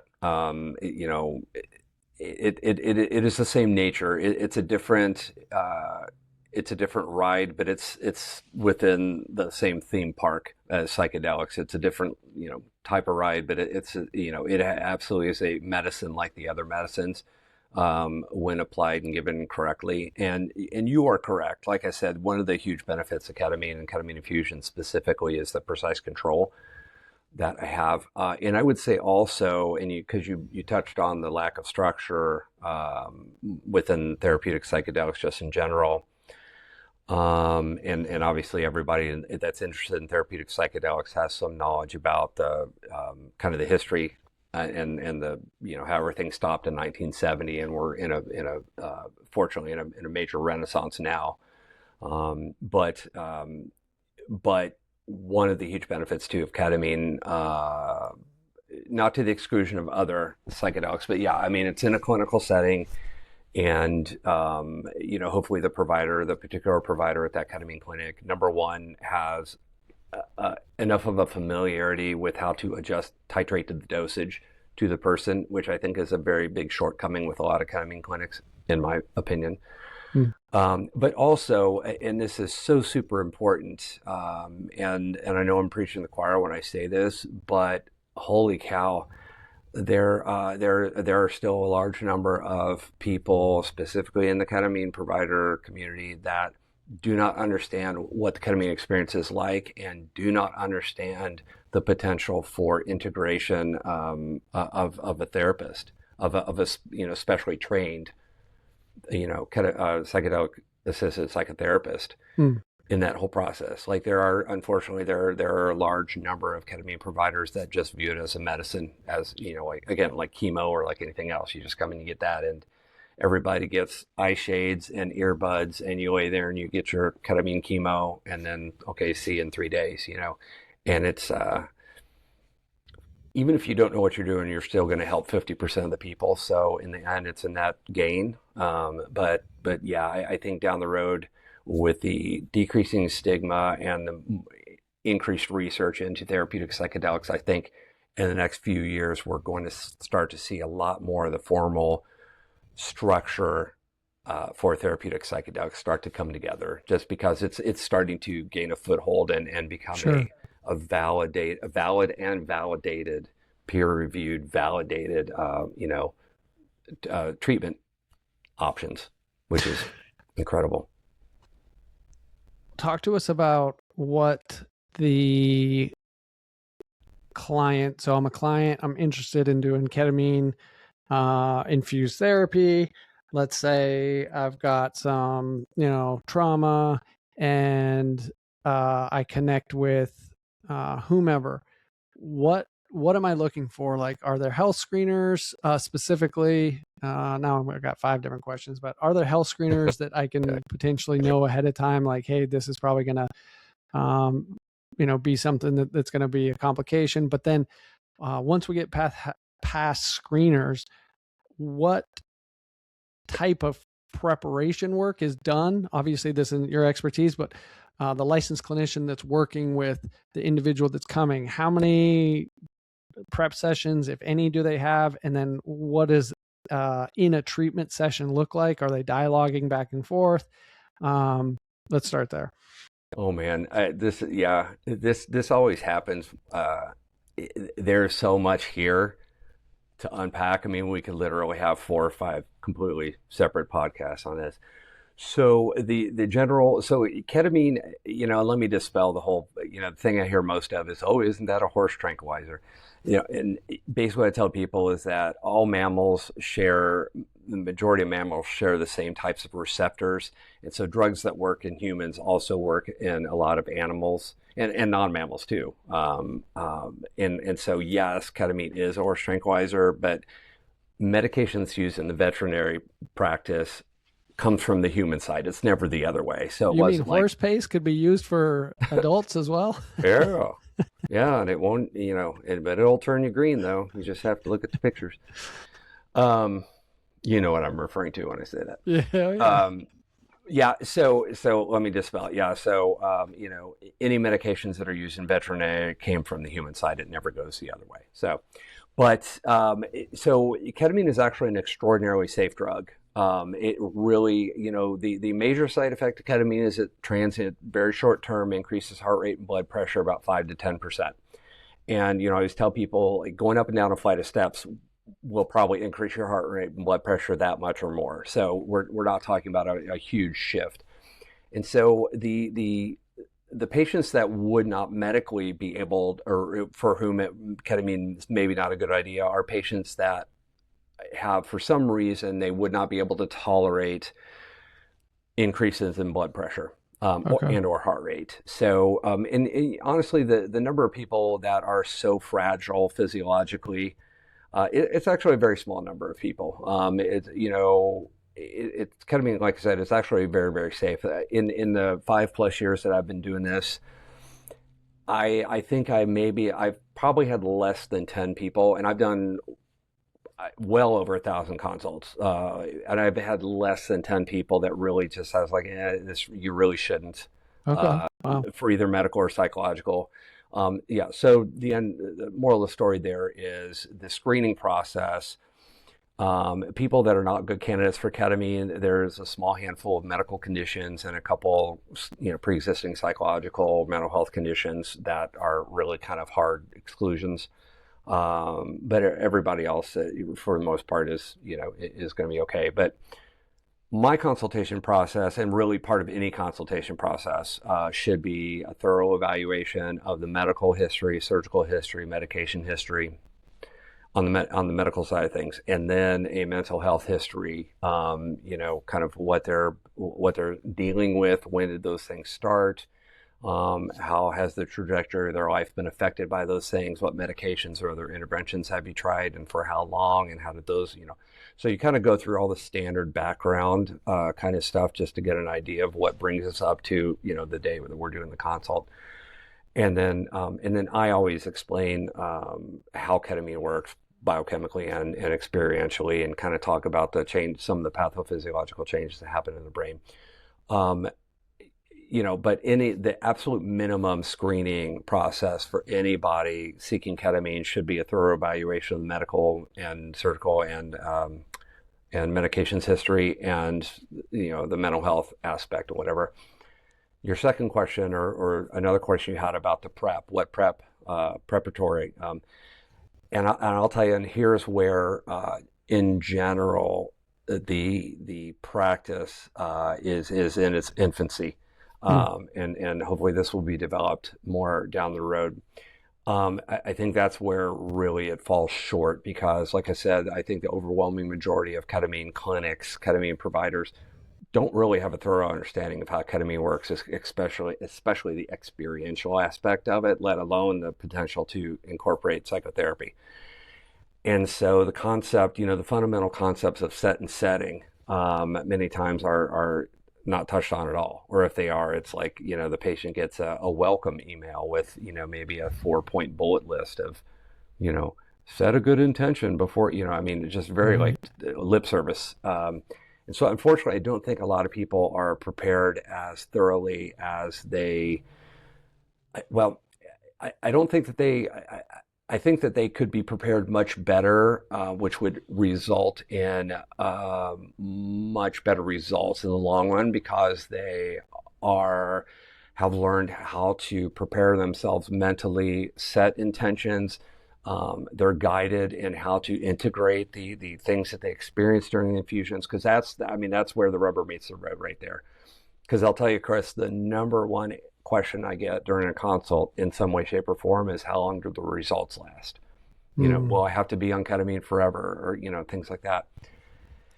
And I give a longer explanation, but the nutshell version, the short version is, it depends, as annoying as that is. And I tell people, all things being equal, the thing that makes the biggest difference in the quality and the general outcome is how much work a person puts into changing things, taking those new insights, those paradigm shifts, and integrating those into their life to replace the less, the dysfunctional patterns, living patterns, thought patterns, reaction patterns, taking those healthier things and replacing those. If you don't do that, it's a fundamental truism. If you don't change anything, you're always going to end up right back at the same point. And it's a part of the, I discuss this part of the human condition. There's always going to be a percentage population that they want the, fill in the blank to fix them, and it'll work for a little bit and then they're right back there. So the preparation of clients with regards to the intention setting and integration and kind of all the tools that they may have to use, including a therapist, I think that's really kind of the biggest shortcoming right now.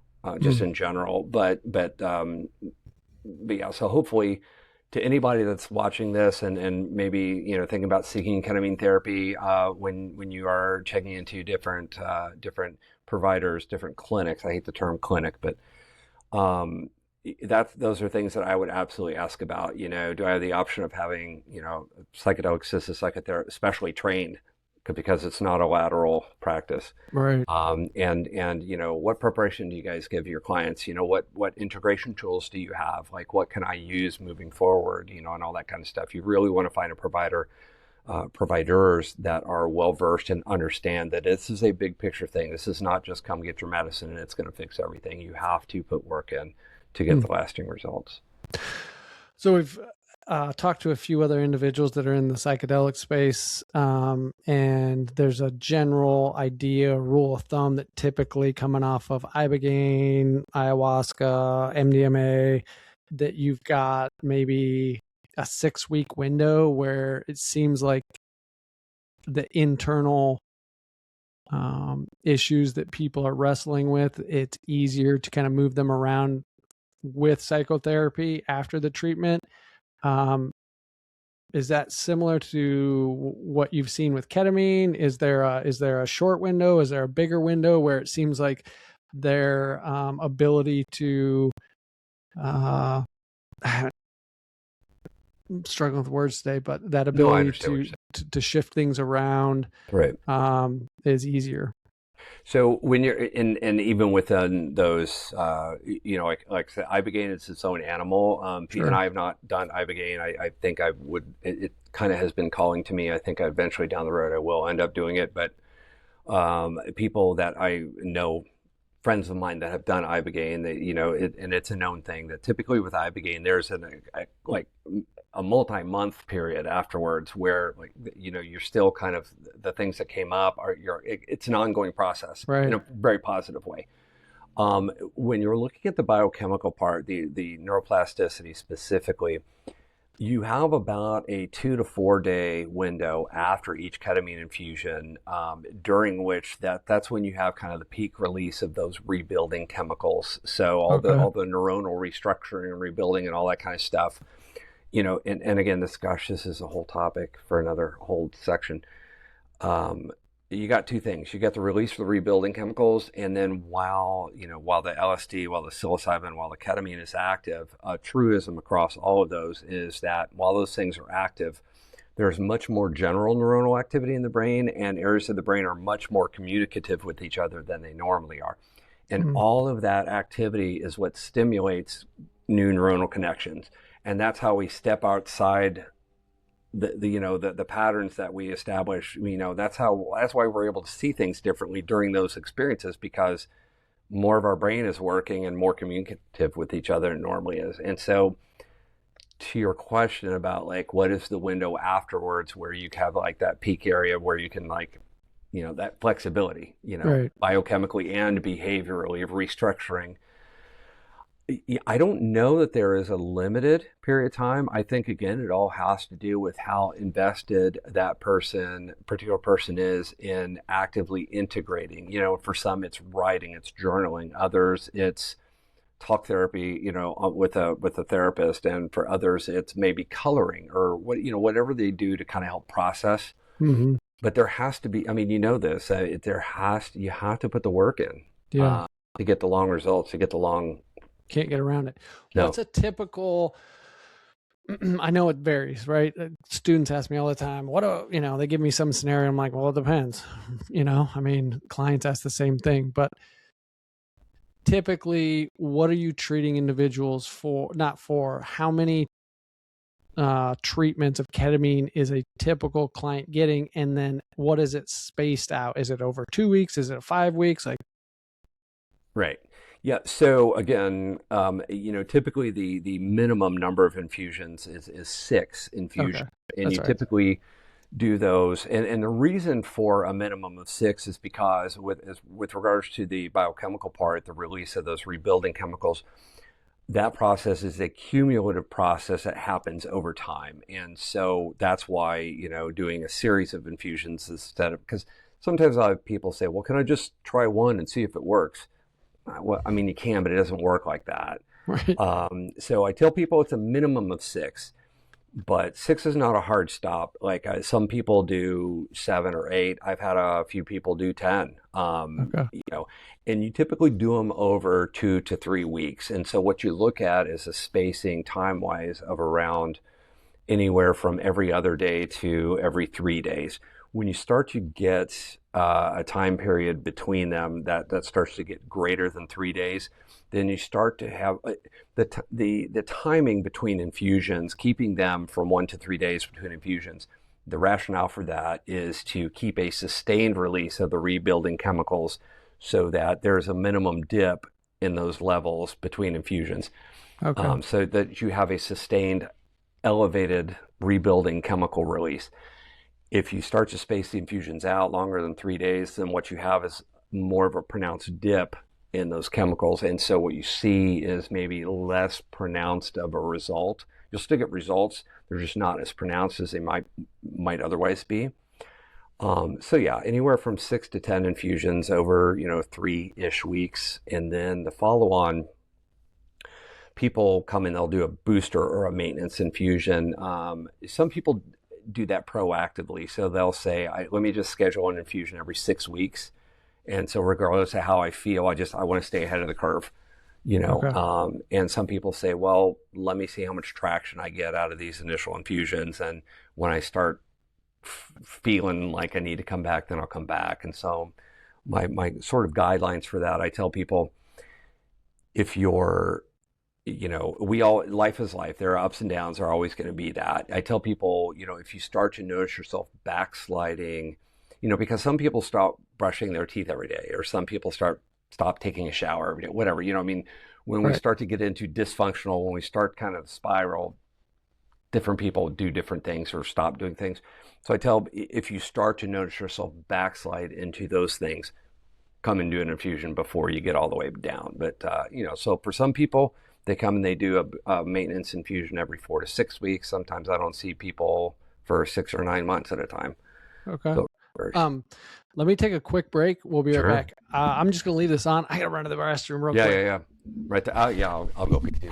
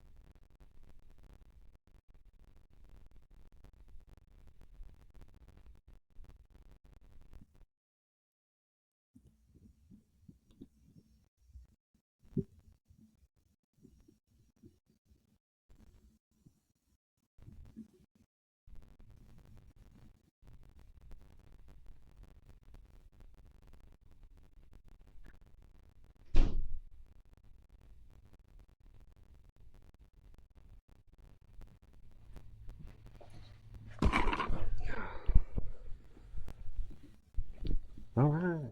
Yeah, That's, man, I will go as long as you want to go. no, you're good. You're good.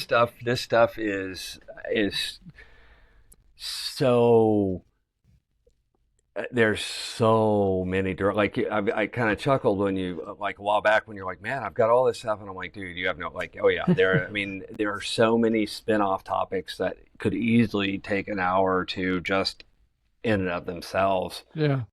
Yeah. For sure. Well, thanks. Quick break. What do people need to think, or what questions they need to ask so that they are more informed? Something I tell my clients all the time and my students is, hey, they should be, meaning the client, they should be interviewing and vetting you. So you mentioned, and I've mentioned this before, the psychedelic space is kind of the wild, wild west, just because there's so much newness to it. So given your expertise and your experience using ketamine, what should people be wary of, or what questions should they ask if they're approaching a clinic? Obviously, one piece is, do you have a therapist, or is it just the ketamine itself? But what other things would you recommend that they ask about? So and obviously, I mean, I have my perspective. So my answer to your question is going to be, because I have very strong feelings about like the best way to, to approach doing this.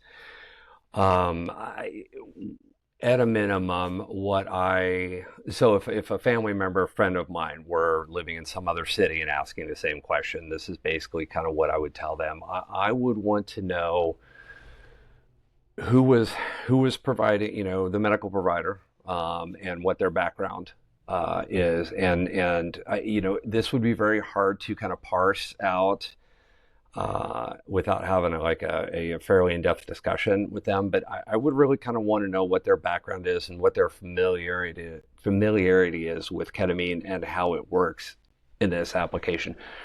Because the reason why I say that is, and I really kind of hesitate whenever I say what I'm getting ready to say, because I'm always afraid that it's going to sound like I'm just trash talking other clinics for the sake of trash, and I'm absolutely not. I have a lot of clients that got ketamine at other places and then came to me, and so like my opinion comes from their experiences, not right. But there are a lot of people that open up and run ketamine clinics that do not necessarily have a background in anesthesia. And so they don't have a background in how to titrate medications to the effect that you're looking for, which is what we do in anesthesia. On that note, medically, like, who's licensed to actually administer ketamine? I'm assuming an MD, but you could be an MD and have a general MD or have a specialization in anesthesiology. Right. But like, who all from the medical community can technically open up a clinic and administer ketamine? Right. Yeah. So it's going to be anybody that has the ability to get a DEA license and admit. So it's basically anybody with some type of medical or medical related license that enables them to get a DEA license to be able to buy and administer ketamine. Okay. So, it could be a physician, which is an MD or a DO, doctor of osteopathy. It could even be a dentist or a podiatrist, honestly, because they have the license, they can do that. And it can be other mid-level providers too, depending on the state and the state, whatever particular state laws and regulations are. But so there are quite a few of the physicians that end up starting ketamine clinics. A lot of them are family practice. A lot of them are maybe ER docs. So again, not necessarily, and no disrespect to their experience and their training. Sure. But knowing what ketamine is and Googling, ketamine infusion protocols does not make a provider an expert in administering ketamine, because this is a very nuanced. For as simple as this practice might look on the surface, it's like it's ketamine infusion. You give half a milligram per kilogram and do that 6 infusions over 2 to 3 weeks. Like what are your questions? That's it. Right. We don't want a golden retriever trainer jumping over and now masking themselves as a trainer of mouse. Yeah. But I will tell you that I like freely admit to do this well, it is a very nuanced type of practice. It is not a recipe type of practice at all. Like I said, knowing how to adjust the dosage for the person and knowing how to manage and navigate different things that come up during infusions. I mean, there's a lot there. As it's like being a therapist. It's not, it's 1, 2, it's not a simple algorithm with 4 different, there are curveballs everywhere, and so, getting back to what would I look for, because I would be interested in the providers, and whoever is there at the clinic, knowing what their personal background and understanding of ketamine is. And, I would ask, about the therapist, and I would also kind of ping them about, hey, what kind of preparation should I do? What, is there anything I should be doing during the course of the time that I'm doing the infusions when I'm at home? Should I be, kind of, and sort of kind of get a feel for how involved and invested they are in the actual practice rather than, again, treating it like a chemotherapy. Because like I said, that, it's all the work that you put into it. That's the force multiplier, to use a military term, for the outcome for this stuff. And so that's what I would ask what their background is, how they do their dosing. Can I throw one more thing out specifically for us too? And I say, like, I don't know how verbally you asterisk this and put it in bold type. This is hugely, hugely, hugely important. And this really underlines a fundamental, and I'm like some people, I'm going to upset some people when I say this, but I don't really care, because I'll be happy to explain why I'm saying this. There are a lot of ketamine clinics that, as a matter of course, give every person a sedation drug like Ativan or Versed. They're both benzodiazepines.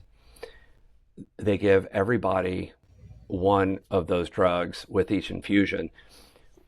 And the reason why they do that is because, a lot of places, again, looking at the providers that just see ketamine as, it's the chemical part that gives you all the good results that ketamine does, And so people, as with any therapeutic psychedelic use during certain, when the brain needs to unpack certain things, that stuff will come up. And so, there are very frequently a lot of, processing of difficult emotional, memories and whatever.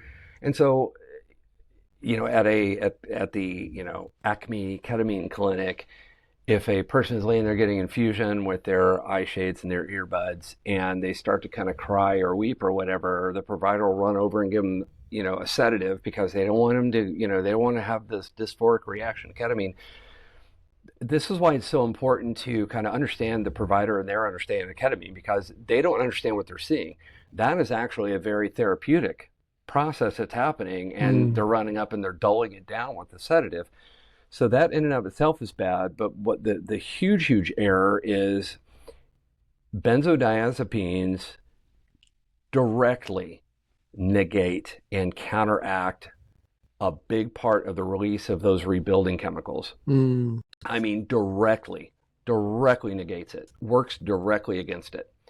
And they don't understand that. They have zero idea, kind of, like I said, of the deeper aspects of how ketamine works, biochemically or experientially. And so the ketamine clinics that either routinely or fairly often give benzodiazepines like Versed or Ativan, absolutely stay away from those. Because number one, they don't understand. And number two, you are going to get a fraction of your results, because they are literally negating a huge part of that therapeutic, the biochemical therapeutic process. And they have no idea that they're doing that. Is that a fairly common practice, that And Clinics do that? if you can't tell, it drives me nuts. It just, and the reason why it bothers me so much is, and I'll give you a real world scenario. Before, I'm in sort of greater St. Petersburg, Florida, right? You're in Tampa.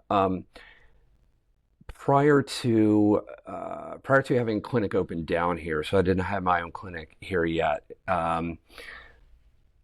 A friend of my wife's was struggling, kind of what we talked about a while back about the day to day, like, am I gonna like self delete or not? It was that for her daily, and she got to the point where she's like, I can't wait for you to get a clinic open. I need help. And so I jumped on a search engine. I got a list, and I looked at a clinic that had good reviews, and I just gave her that information. She went there. Well, that was a clinic where when she was laying there and processing stuff, the provider ran over and gave her Ativan or gave her Versed or whatever. And she ended up not really getting really hardly any results, and I always tell people too, when I do a consultation with them, that, hey, listen, if you go on ketamine discussion boards online, you're going to read that people have a wide variety in outcomes. There are some people that will say, oh my God, this completely changed my life. And you'll have some people say it didn't do a damn thing. It's a complete waste of money. And when people have moderate to no outcomes instead of really great outcomes, it's not ketamine's fault. That's the clinic's fault in not knowing how to dose that person correctly, and or don't give the darn benzos, because you're completely taking away a big part of the therapeutic. And I will tell you, and this is not a reflection on me as a person whatsoever. My background in anesthesia, like I said, when I, if I'm sitting in the OR at the anesthesia machine, overwhelming majority of the time, if I am giving a drug in the IV or, with the machine with gas or whatever, I don't even remember book doses of a lot of drugs. I am giving the amount of that drug that I need to give to get whatever result I'm looking for. Heart rate up, heart rate down, blood pressure up, down, pain, whatever. So I'm giving the patient what they need to get the result that I'm looking for. So that's my background. That's how I approach things. And so when I adjust the dosage of each infusion for all my clients, each infusion, it's like, how do I dial this in perfectly for this person, this infusion? And so I can tell you, and I mean this like hand to heart, no hyperbole, no exaggeration. I may have mentioned this when you and I were talking the other day. In the 5+ years or whatever that I've been doing this, I have not had a single patient finish ketamine infusions and say, yeah, I don't feel any better at all. Not a single person. And it's not because I'm great. It has nothing to do with me, other than I am used to adjusting the dosage to get, to optimize whatever it is I'm trying to do for the patient. That's just second nature to me. And I think when the people do get ketamine at places where they don't do that, and just everybody kind of gets a recipe of 0.5 per kilo, that's where you start. That's why you see the variety or the wide the difference in outcomes. Because like I said, some people are going to need more, some people are going to need less, some people that 0.5 is perfect. So no, that makes sense for somebody that has a background in anesthesiology. So much of your job day to day is that adjustment. And I would argue, to your point, it's probably an art form over time, because you're constantly taking in data and having to assess and then administer. And so anybody that's got a medical license that doesn't have that background, that can just open a book, boom, okay, 0.5, all right, how much do you weigh? Boom, let's do the calculations, hook you up to the machine, jump in, with little or no integration as well. That makes a lot of sense. Yeah, and again, it's not to I'm No, you're fine. I mean, at the end of the day, this is something. I look forward to interviewing people, and at the end of the day, your experience is your experience, your expertise is your expertise. But I also want people exactly what you did today. Hey, here's why I do it, and here's the rationale, and here are the things that maybe other people do, and here's why I disagree with it. That's the information people want to know, because they don't have an anesthesiologist that is, you know, their uncle, their Right. brother, whatever. Like, we want that information, and specifically that's the type of information that I value on this channel, because at the end of it, as we all know, as professionals, just because I'm a counselor, there's such a wide variety of expertise within that realm. And you're going to get a variety of different opinions. And if somebody can't stand here, toes on the ground, flat footed, and explain why they do what they do, and why other people maybe do a different approach, and really flush that out and put some skin on it, I would argue there's a problem there with that provider. At least they haven't taken the time to really understand their craft. The vast majority of people, as you know, come from the soft community, and they're used to being able to be accountable for what they do, but also to conceptualize the bigger picture on top of their little role within the team. Right. And obviously that's a component of the military in and of itself. But I think it makes them a better, if I want to say, worker or individual when they're in a second career like you are. Yeah, and I mean, you absolutely hit the nail on the head. And that is something that I just, in general, as a human being, I feel strongly about, with this and anything else. It's like, if anybody has a different approach, a different opinion, a different perspective, I welcome that. But the thing to me is, okay, explain to me why you look at that, why you have that opinion, that perspective, that whatever. And it's like, gosh, that makes sense. Okay, yeah, I'll change the way. But if a person says, well, no, you just do it this way just because, it's like, to me, I'm like, okay, I'm done. I mean, I'll be respectful, but in my head, I'm like, yeah, okay, I'm moving on from you but the reason I feel so strongly, especially about, what we're talking about is, if we were talking about a cooking school or whatever, and, somebody didn't really know what they were doing, they could, rattle off a recipe, and maybe your stuff comes out well or maybe not, whatever. But man, we're talking again, the clientele, the people that are seeking these types of treatments, not everybody, but quite a few of them, like I said, it is a day-to-day struggle to stay on earth. And man, there's just not a margin of error that is acceptable with regards to substandard providers. And I'm not saying other people are substandard. My point is, like, this is not something you can afford to get wrong. This should be a zero fail measure. It should be like an Air Force One. This is zero fail. Yeah. And so, like, the reason why I get worked up when I talk about potential for improvement in other providers, or maybe expanding knowledge a little bit, it's because we are literally talking about people's lives. And so that's why I get super worked up about this kind of stuff, because this is, again, knowing the struggle that depression can be, man, it's no joke, Yeah, it really is not. No, I appreciate it, Matt. Before we wrap up, is there anything else you want to add? I'll be sure and let everybody know where you're working and a little bit about your guys' overall network, because you guys have a couple different offices, right? Yeah. So I'm working with a company called Valor Health Solutions. We have in-person clinics here.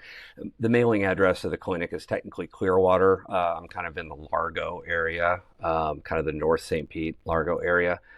And the other Valor clinic is in Johnson City, Tennessee, which is right kind of on the far east border. And that clinic serves areas of Virginia, West Virginia, North Carolina.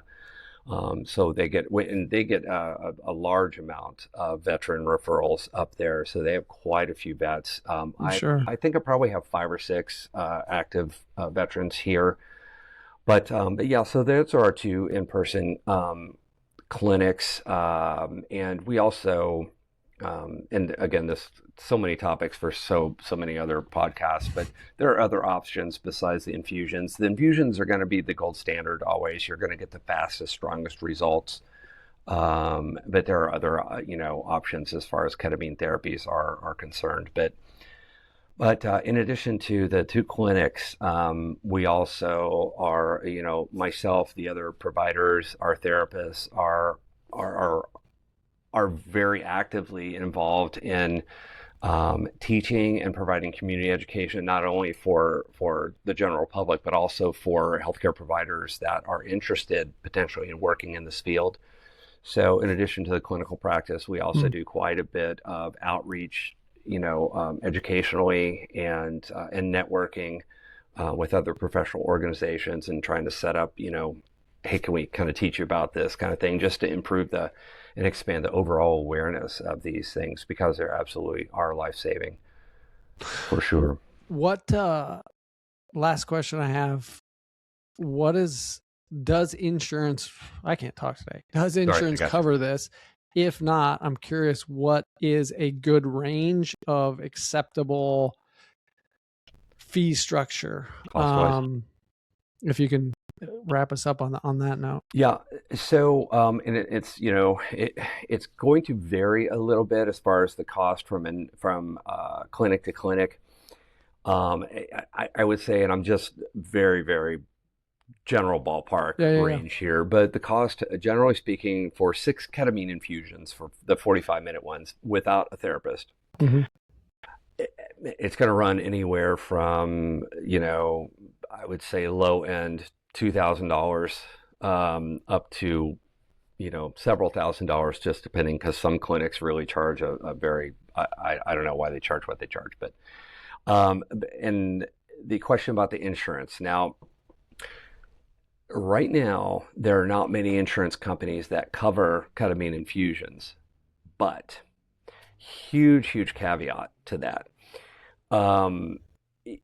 Because, I always say, like, one of the good things that happened as a result of COVID is it really, some of the aftermath of COVID, it really reduced the stigma of people talking about struggling with mental health. So that's really opened up avenues of dialogue, and that process has been a big part of what has pulled talking about therapeutic psychedelics into mainstream discussion. So that's been really great, because that's really helped in kind of getting the knowledge out there.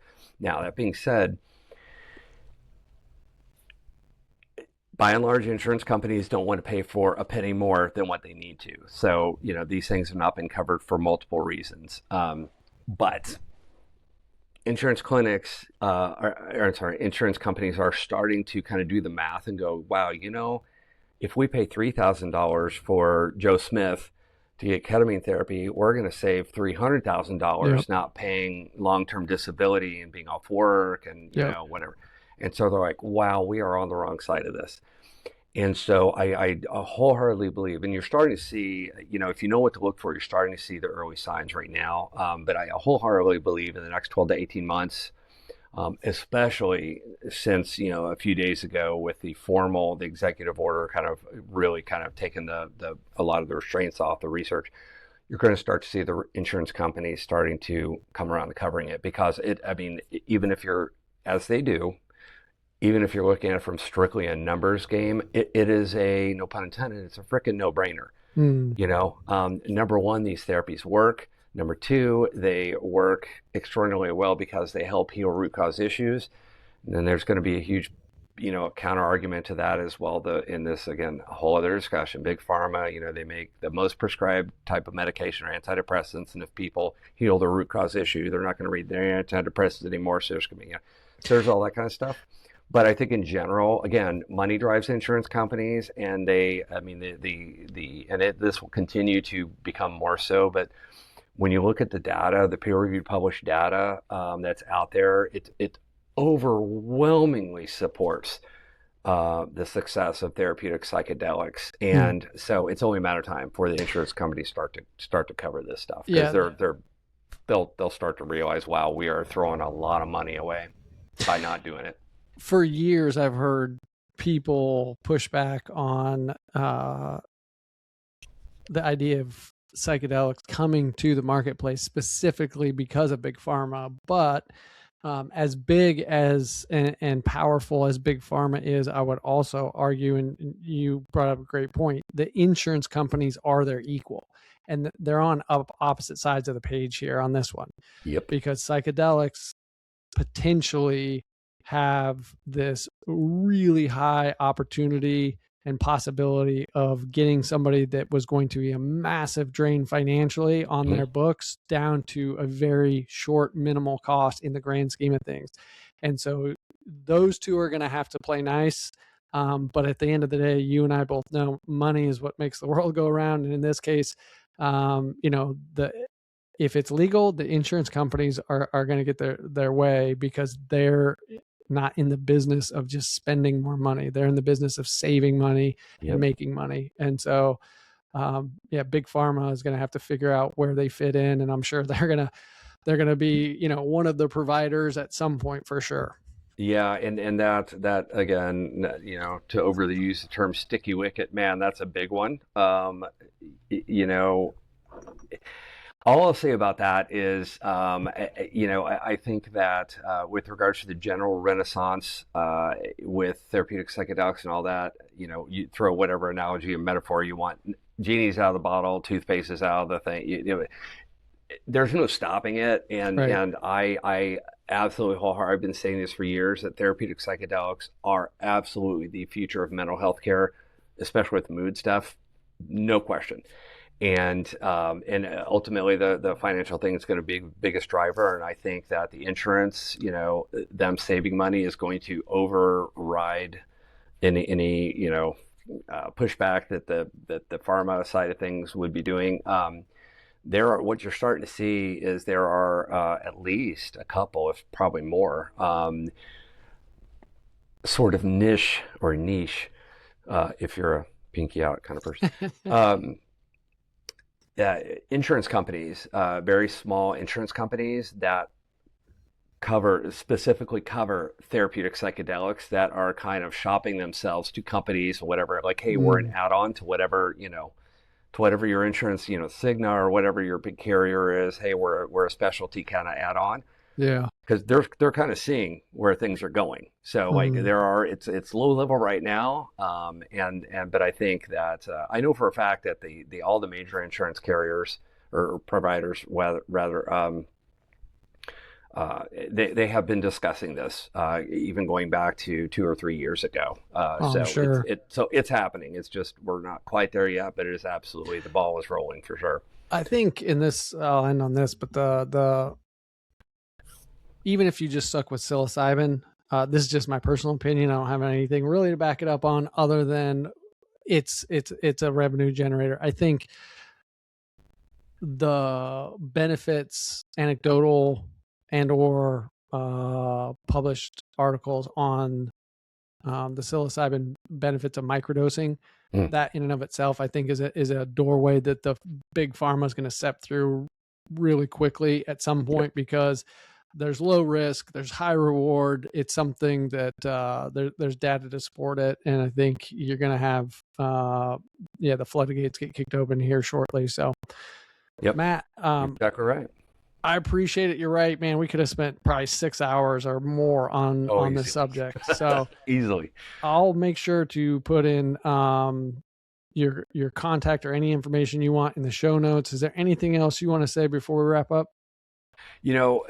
Chris, honestly, the biggest thing I just really want to say again, how grateful I am, specifically to, when we were starting off talking about the unit and kind of how the people that I met and that helped me and guided me and mentored me, and just people that I was around in general, like, those people will never know how grateful I am to have had those experiences, and how just profoundly humbling, and how much all those people and those experiences, how much they changed my life.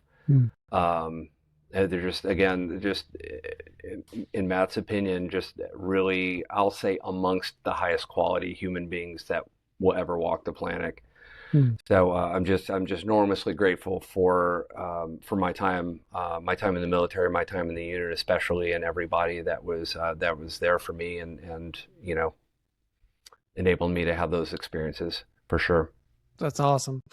Matt, I really appreciate it. We'll have to have you back sometime.